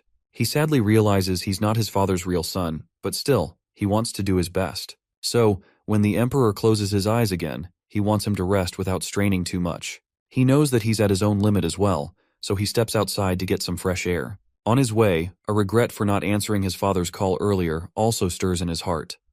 With a heavy heart, he feels content that, at least this time, he didn't repeat his past mistake. As it rains outside, he is crying for his father. After a good cry, he pulls himself together, knowing he's only passed one hurdle and needs to be prepared if there's another relapse. He decides to establish a rehabilitation plan if the Emperor faces more stress. Besides, he hopes his father will live at least 1 month longer, so he can use a sacred blessing magic to fully heal him.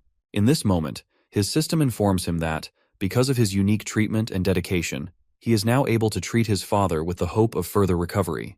Not only this, but our guy also creates a record by introducing the concept of reperfusion injury to the Laurasia continent. After his discovery, this concept will be written for future generations of medical students. In this way, future medical students will resent him because they'll need to study for exams on this topic.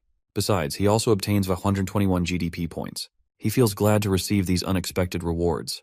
His moment of contentment is interrupted by the royal doctor, who apologizes for his inability to treat the Emperor. Raquiel angrily orders the doctor's suspension because he fails to recognize the Emperor's condition and loses the golden hour due to his ignorance. So from now on, Raquiel will take care of his father himself. He then instructs his subordinates to stay close to his father since the doctor has proven incompetent. He orders them not to spread the news about the Emperor's health condition and tells them to stand by as the Emperor needs more rest. While looking at them, he thinks there are other reasons he can't trust them. The next morning, he wakes up to his subordinate approaching him and informing him that people outside the Emperor's room have somehow heard that the Emperor has caught a cold and is now resting. He thanks his subordinate, adding that he needs to complete his report. The subordinate then tells him that an envoy from the Amboise kingdom wants to meet the Emperor. He is flabbergasted to hear this news. Upon learning the news, he remembers what he reads in the novel. It is Amboise kingdom that leads to his imperial family's downfall. This kingdom, established for 150 years, grows stronger day by day and starts a great war in which his family will be caught up in the coming years. He doesn't understand the purpose of Amboise's envoy being there. His subordinate tells him that it is the Emperor who sends a summons to see that envoy 5 days ago. Hearing this, he concludes it must be because of Guinness. After expressing his suspicions to his subordinate, he is confirmed that it is indeed the case, as the Emperor wants this Guinness person to hold responsibility for what happens in Cremo. His subordinate suggests that he tell a little bit about the Emperor's health and send him back, which infuriates him. He sits down and contemplates the situation, realizing it won't look good if the envoy is sent back just because of a mere flu. People will talk and assume the Emperor's health is much worse. He needs to meet the envoy, as the situation could easily be exploited by the enemy country, which could wage war in the upcoming years. He deadpans that he is going to hold the meeting his way. The scene shifts to the guest room, where the envoy is having tea. This person is furious at Guinness, who caused such havoc at Cremo and endangered the life of the crown prince, a situation that could easily lead to war. Fortunately, he's no ordinary person, but a diplomacy expert. Skilled in negotiation, he's confident that he can handle any fault thrown his way. He's ready for anything. His daydream of meeting the Emperor is interrupted by the crown prince, who apologizes for being late. The envoy is baffled to see the crown prince instead of the Emperor. However, he needs to remain calm. Meanwhile, the prince plans to tackle this problem with a balanced approach, knowing he needs to be polite. He then asks the envoy to have a seat, while preparing to steer the meeting into his area of expertise and take control from there. He needs to avoid the war at all costs. So the meeting starts, and before the poor envoy can say anything, the crown prince immediately exclaims with a cringe-worthy fake expression that the envoy doesn't seem in good health. The prince asks him to extend his left hand. The diplomatic expert is totally baffled by this out-of-the-blue request. He extends his hand anyway, and Raquiel concludes that he has a heavy head when waking up in the morning. He babbles about other minor health issues of the diplomat, which makes the situation awkward, as the envoy wants him to release his hand and proceed with the meeting. However, while our guy is finding all these common health issues with the envoy, who understands what the crown prince is actually trying to do, but still finds himself getting trapped in his scheme, he needs to meet the Emperor as soon as possible. He thinks that he's there to show many negotiation cards to the Emperor, but the crown prince's talk is going nowhere. Finally finding no choice, he sternly reminds him that he is there to meet the Emperor. Our dude impishly thinks that this person is disillusioned if he believes he can steer the conversation, but he is determined. He starts to say that he is an important person, representing the Amboise kingdom, so how can they ignore the health issues of such a person? He says with fake sympathy that if the envoy loses consciousness during the meeting, it will ruin their reputation as an imperial family. He can't let that happen. He then steps closer and asks in a dangerous tone whether that should happen or not, and finding no choice, the envoy agrees with him. Rakiel gives him numbers of health advice, like quitting smoking and drinking and exercising for 30 minutes daily. At the end, he throws a bomb, while saying that after doing this, he could avoid ending up like an emperor.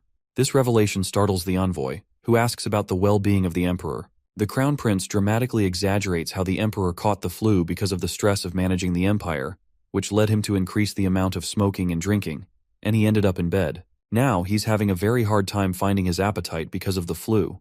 Upon hearing this, the envoy asks whether this is the reason the crown prince was sent here by him, which our dude confirms. He also adds that the emperor sends his apology for not attending the meeting and wants to rearrange it for a later time. To see the crown prince revealing all of this so honestly, the envoy concludes that he can't just find a fault. Besides, it was the crown prince himself who comes to apologize, who is very transparent with the situation. He understands the gravity of the situation, while knowing that he can't just lose higher hands if he doesn't accept the justification of the crown prince. While having a dilemma, he looks at the crown prince and concludes that he's not an ordinary person. In this moment, the crown prince whispers something in his ear and then shows him something, which prompts a remark from the envoy about his consideration. At the end, it seems like the crown prince has just said something to the envoy, which becomes the last nail in the coffin. The envoy is quite happy to have a letter to pass to his king and leaves the palace. Damien, who witnesses the situation, asks about his method of convincing the envoy. The crown prince casually replies that the envoy has seen his sincerity of heart, though his loyal bodyguard doesn't buy the excuse, knowing him too well. The crown prince then turns to Damien with an extra sweet and happy expression, and informs him that he's going to appoint him a super-secret operation. He tells him that he is going to admit the very important person in the traditional medicine clinic today. Damien is confused about which kind of patient can make him behave like this. He responds that it is the emperor, so he instructs him to go back to the side palace for this purpose. Damien asks whether he needs to ready his personal squad for emergency duty, which is met with an affirmative answer. Before moving ahead, he apologizes for interrupting Damien's training because of this new mission, but Damien shakes off his apology as his main priority is to protect the imperial family. Rakiel knows that after that fiasco at Cremo, Damien realized his weakness in the art of combat and has been training vigorously since then. He knows the time will come soon when he will be the strongest person in this world, but not yet. His thought is interrupted by Damien, who informs him that he is going to the side palace for the preparations. He nods and turns to the opposite side of him. While on his way, Damien contemplates his training, while knowing he is still not strong enough. His thoughts take a new path as he wonders what he will do once he surpasses his limits. On the other side, Rakiel prepares his father to be admitted to his clinic. He thinks that he can't let his father stay in a palace where he has doubts, as almost everyone seems to be scheming against the emperor. Besides, he needs to stay by his side to cure him until the archbishop is ready to perform the blessing magic. So, he has to move him because, if he stays there, people will suspect that the emperor might be seriously ill. While moving forward, he is evilly happy to begin preparations to receive another VIP patient in his clinic, knowing that the effects of his letter might show themselves soon. Meanwhile, in the Amboise kingdom, when someone informs the king about the arrival of Benjamin, he gets quite furious that he arrives that early, as it's not an easy feat to deal with the emperor. After greeting the king, Benjamin explains the situation in the Magentano, as he couldn't meet with the emperor, but with the crown prince. The scene flashes to the meeting of Benjamin with our guy, who tells him that the king should just be aware of the situation at Cremo. The envoy confirms that. So, the crown prince throws a bomb as he wants Princess Adeline to stay in their county for 6 months. This request totally infuriates the envoy, who assumes that our boy wants the princess to be held hostage in their country. He knows they aren't going to do his bidding, as they are a completely independent country rather than an empire's vassal state. Our boy grins, pleased to see his plan unfolding, as he has consumed a lie voucher. Now, he's lying about being interested in making a peaceful relationship with the Amboise kingdom. His system informs him that Benjamin will buy this lie, and now, Benjamin believes the crown prince might be taking a liking to their princess. He first dreads the thought of the princess living beside him for 6 months and falling in love with him as well. Then, he stops to contemplate the benefits of this situation, as it could lead to a powerful alliance through marriage. His greed accelerates to the extent that he wants to carve his name into history as someone who builds the foundation of a great empire, which will come as the result of the marriage between the Princess of Amboise and the Crown Prince of Magentano. He even daydreams of becoming the greatest diplomat in history. His daydream is broken by the angry voice of the King of Amboise, who shouts at him, while asking how he dares to suggest something so infuriating, treating their country as one of their vassal states by agreeing to give the princess as their hostage. He even asks his envoy how he could stand silently after listening to their absurd request. But Benjamin, on the other hand, who totally believes in the lies of our hero, explains that it's a good suggestion for both countries to have a peaceful relationship with each other. However, the king shouts at him to stop his babbling, as negotiations with Magentano are thrown in the bin after his meeting with the crown prince. Benjamin then asks him to read the letter from the crown prince before concluding anything. Now the king doesn't understand how, on earth, his diplomat, who always remains neutral, is siding with Rachiel. As soon as he reads the letter, which might be enchanted by the lie voucher, he also agrees to send his daughter to Rachiel. He believes in the grand ambitions of our dude and summons his daughter there. Everyone is quite curious and nervous to see him suddenly acting like this. The king sits down on his throne while thinking about Rachiel, who is famous for being sick. But when he looks at the letter, he is quite pleased to see that Rachiel wants the hand of his daughter. Obviously, it's a lie fabricated with the lie voucher. As soon as Adeline hears she has to stay at the Magentano Empire, she finds this request totally unjust. She protests, asking how he can agree to such a request. The king starts to say that she assumes he made this decision in haste without giving it much thought, which is why she doesn't want to accept his decision. Seeing the letter in her father's hand, she understands that the letter must contain some kind of blackmail against him, as they might have found his weakness. Or it might be a threat. She really wants to know the content of that letter.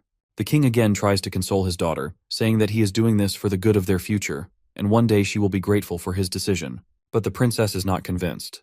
However, the king doesn't hear any of her protests and asks her to move to Magentano from this moment for the next 6 months.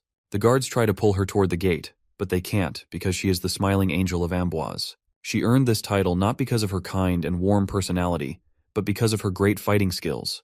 She starts to fight off the guards with a smiling face, which is a habit of hers. That is why she is called the smiling angel of her country. She crushes the guards into the wall and turns to her father, who is quite fearful of her now, along with his guards. But when she turns to her father, she finds herself trapped in a magical circle. The mages bind her with magical chains and cage her inside the carriage. This carriage is called the Dawn Horse Carriage, which will deliver the carriage to the destination by dawn.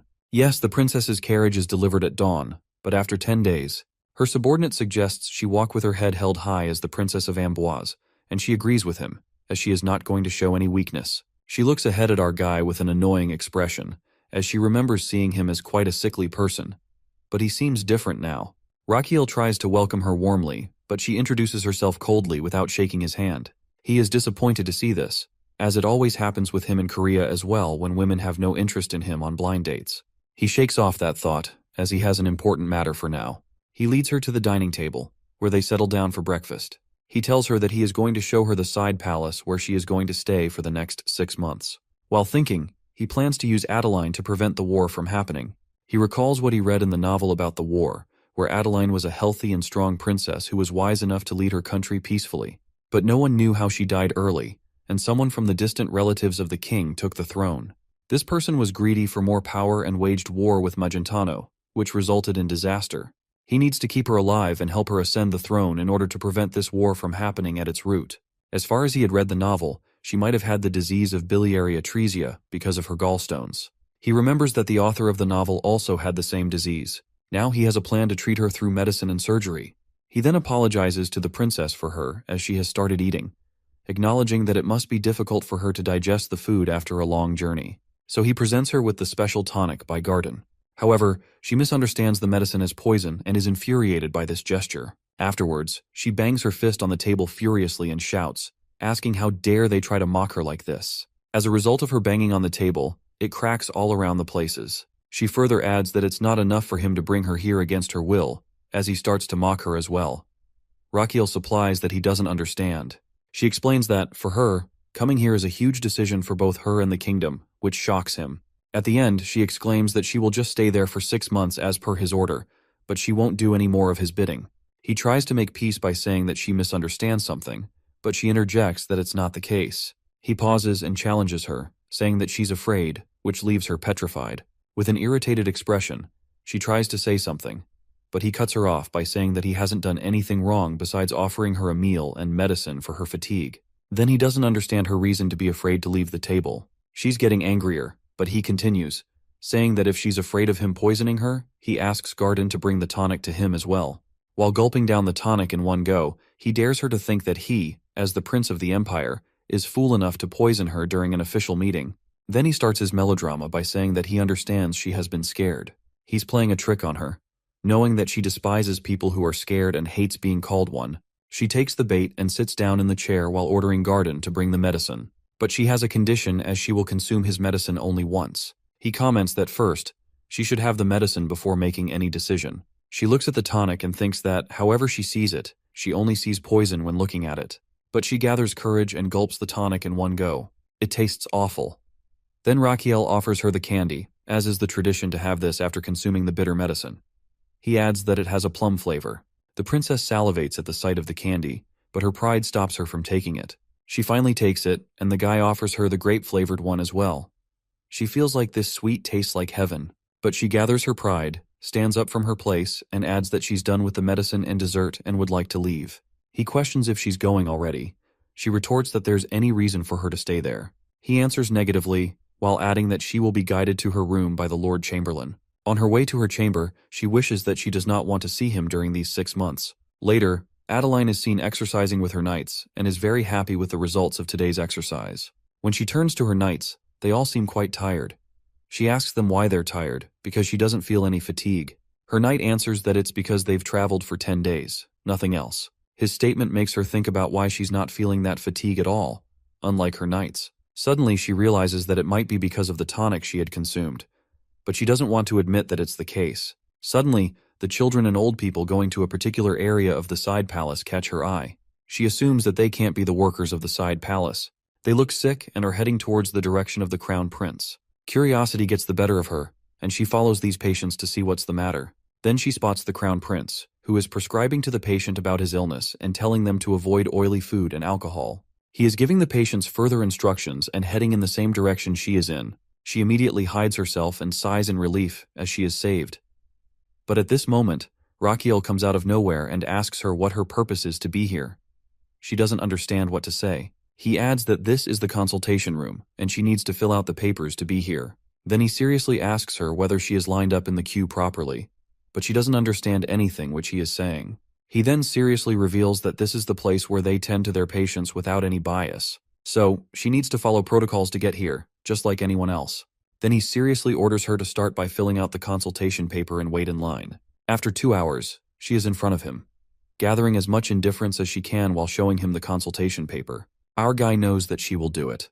Meanwhile, she expresses that she is not some biased person who would abuse her authority. He expresses his delight that she is there, as he himself wanted her to be examined. She is confused to hear his statement. Then he finally turns to her and deadpans whether she has never been curious about the real reason he brought her here. This statement makes her think about his original reason for bringing her here, because she initially thought it was to humiliate her because of what happened in Cremo. On the other hand, he is quite smug to see that contemplative expression on her face, before he wants her to realize her symptoms by herself. In his imagination, he sees Garden telling Damien that he had a crazy overmoney kind of illness, which he had declined because he didn't find himself ill. But the next morning, he fell down in a pool of blood. So it is necessary for her to realize the symptoms by herself, because if he approached the topic of treating her out of nowhere, she wouldn't cooperate. Then he deadpans that she will die in 2 years, which leaves a terrified expression on her face. She nervously tells him that it feels like he's cursing her, but he lies to her, saying that they know this truth because of the intelligence department of the imperial family, which knows everything, even about the royal family of Amboise. So they detect the early symptoms of the serious illness in her that will cause her death. After listening to all of this nonsense, she is quite furious, as she was about to see him in a new light after witnessing how he treats patients. But she doesn't expect him to throw this kind of ridiculous joke at her. She shouts whether he is mocking her. He tries to reason with her, saying that his only intention is to treat her illness. To sense her doubt, he suggests that he will prove it to her. With that, he summons Bobok and asks if he is going to give it some task while adoring his summon. She, on the other hand, is quite shocked to see that he has summoned a monster. He then introduces both of them to each other, while adding to Adeline that Bobok analyzes the medicine at his clinic, but today it is going to perform a different task. Now he is going to perform an acupoint scan with the help of his summon. 3 days ago, he was lying on his bed while feeling quite exhausted because of his irregular sleep pattern. His large intestine was complaining and revolting against him, along with the other organs. They want him to have a good night's sleep. He informs his organs about the arrival of the princess in 3 days while wanting to express his concern, but they don't let him finish, as they think that he is going to propose to her. With the excitement of the expected wedding, the large intestine even grants him 1,000 HP, but as soon as he explains that he doesn't intend to marry her but wants to cure her, the intestine immediately wants a refund. He then blackmails them, while saying that if they want him to let them sleep, they should help him sort out his problem, as he wants the princess to realize her symptoms and believe that she is ill. After thinking for a while, his heart gives him a suggestion to level up his pulse reading skill. Liver explains that he could show her health report to the princess through the pulse reading skill. He doesn't understand how he can show it to her. He checks his pulse reading skill and finds 2,500 HP there as well.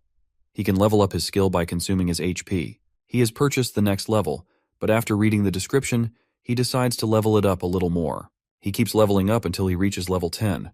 By acquiring this skill, now he can not only read the pulse but also show it to his patient as well. Not only this, he has also unlocked another skill in which he can show the test results to the patient on the external screen. Back in the present, he shows the external screen, on which the image of the princess's gallbladder is displayed.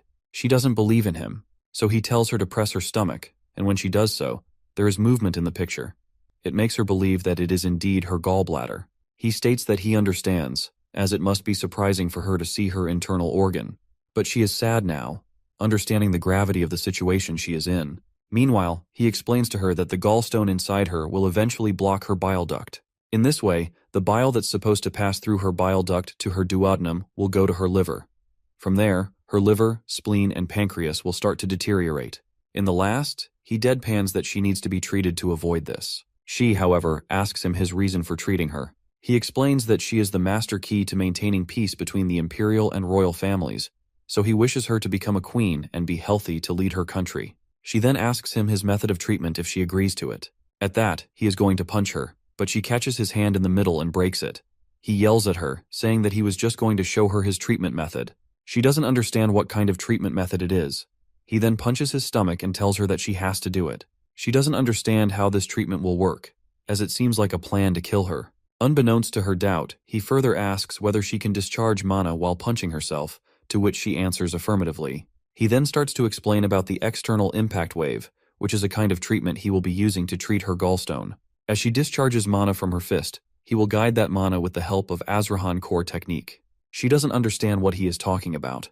Rakiel, who has already practiced this technique with Damien, explains further that when she discharges mana toward her stomach, he will guide that mana directly to the gallstone inside her gallbladder. In this way, he can remove the gallstone from her gallbladder. She asks him to let her go after the treatment if he wants her to comply with the treatment, which he agrees to. She is shocked to see that he agrees to her demand so easily. He replies that once she is treated, he wouldn't have any reason to keep her there. On the other hand, she is stunned, as she had assumed she would be stuck there. Unbeknownst to her thoughts, he offers her to go to another consultation room as there is a crowd there. Inside the other room, he demands that the princess show her back to him so that he can examine the location and size of the gallstone, and she complies. After checking her up, he asks her to clench her fist and place it on her stomach. After doing this, it is time for her to hit her stomach.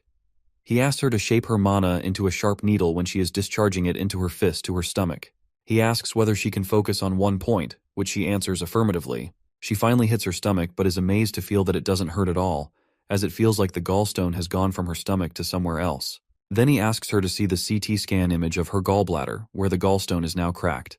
He tells her that she is doing well, so she needs to do it again.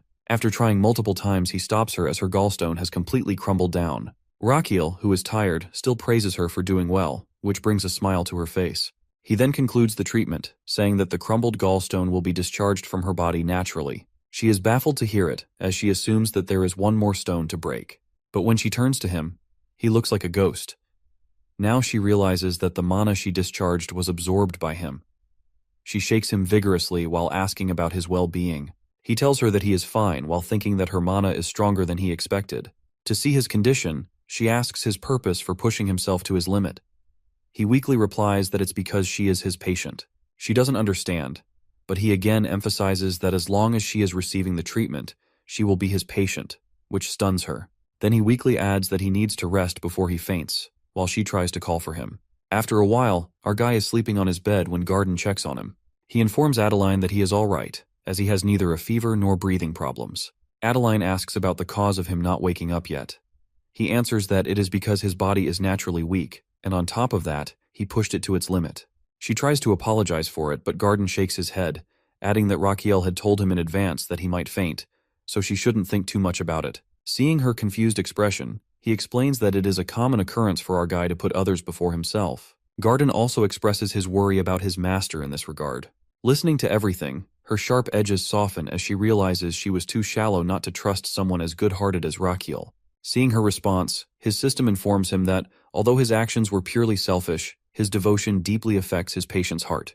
Not only this, his act of sincerity and devotion will bring a positive change in the future, possibly referring to the prevention of war. Now he has formed a patient-doctor bond with Adeline, as she will no longer question her medical treatment in the future.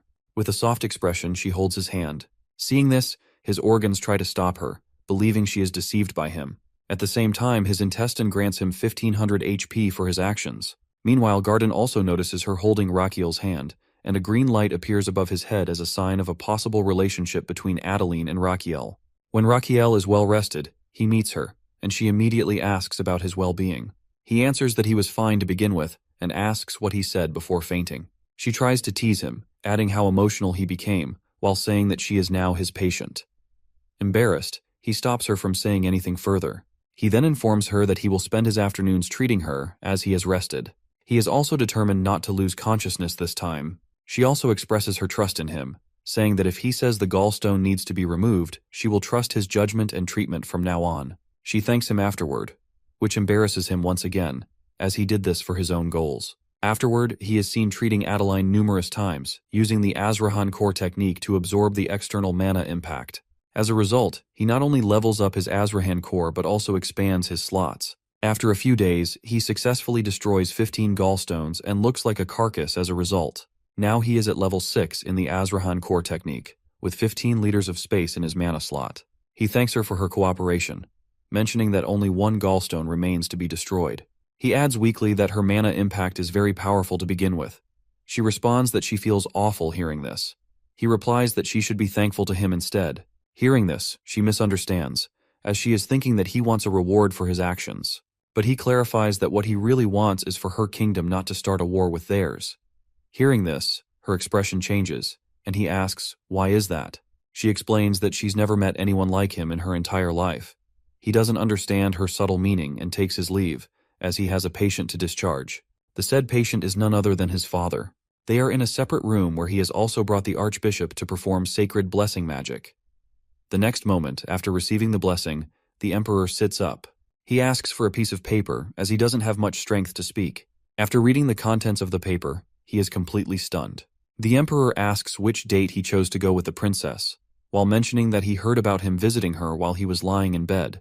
On the other side, the prince doesn't understand a thing his father is implying.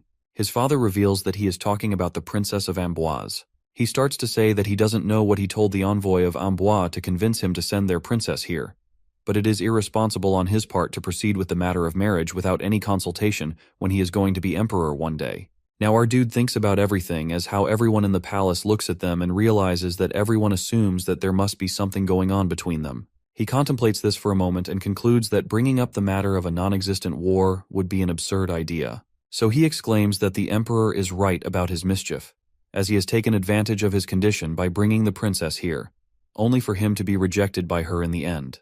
The emperor is furious to hear that he was rejected after going to such lengths, and he dramatically tells the archbishop to heal him again.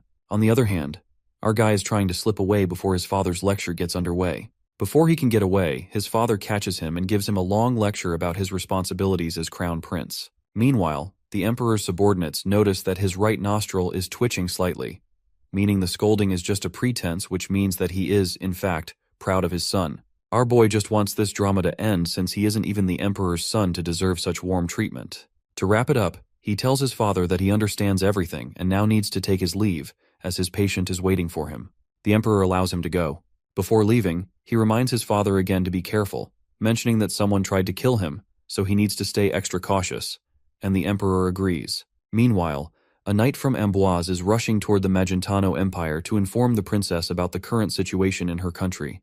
Inside the side palace, our boy is complaining to his patient that he was beaten 500 times, which means that he always fainted from the force of Princess Adeline's mana during her treatment. On the other hand, she insisted on one more hit so they could finally finish this off. He agrees with her, and at last, he has guided her mana to destroy her gallstone.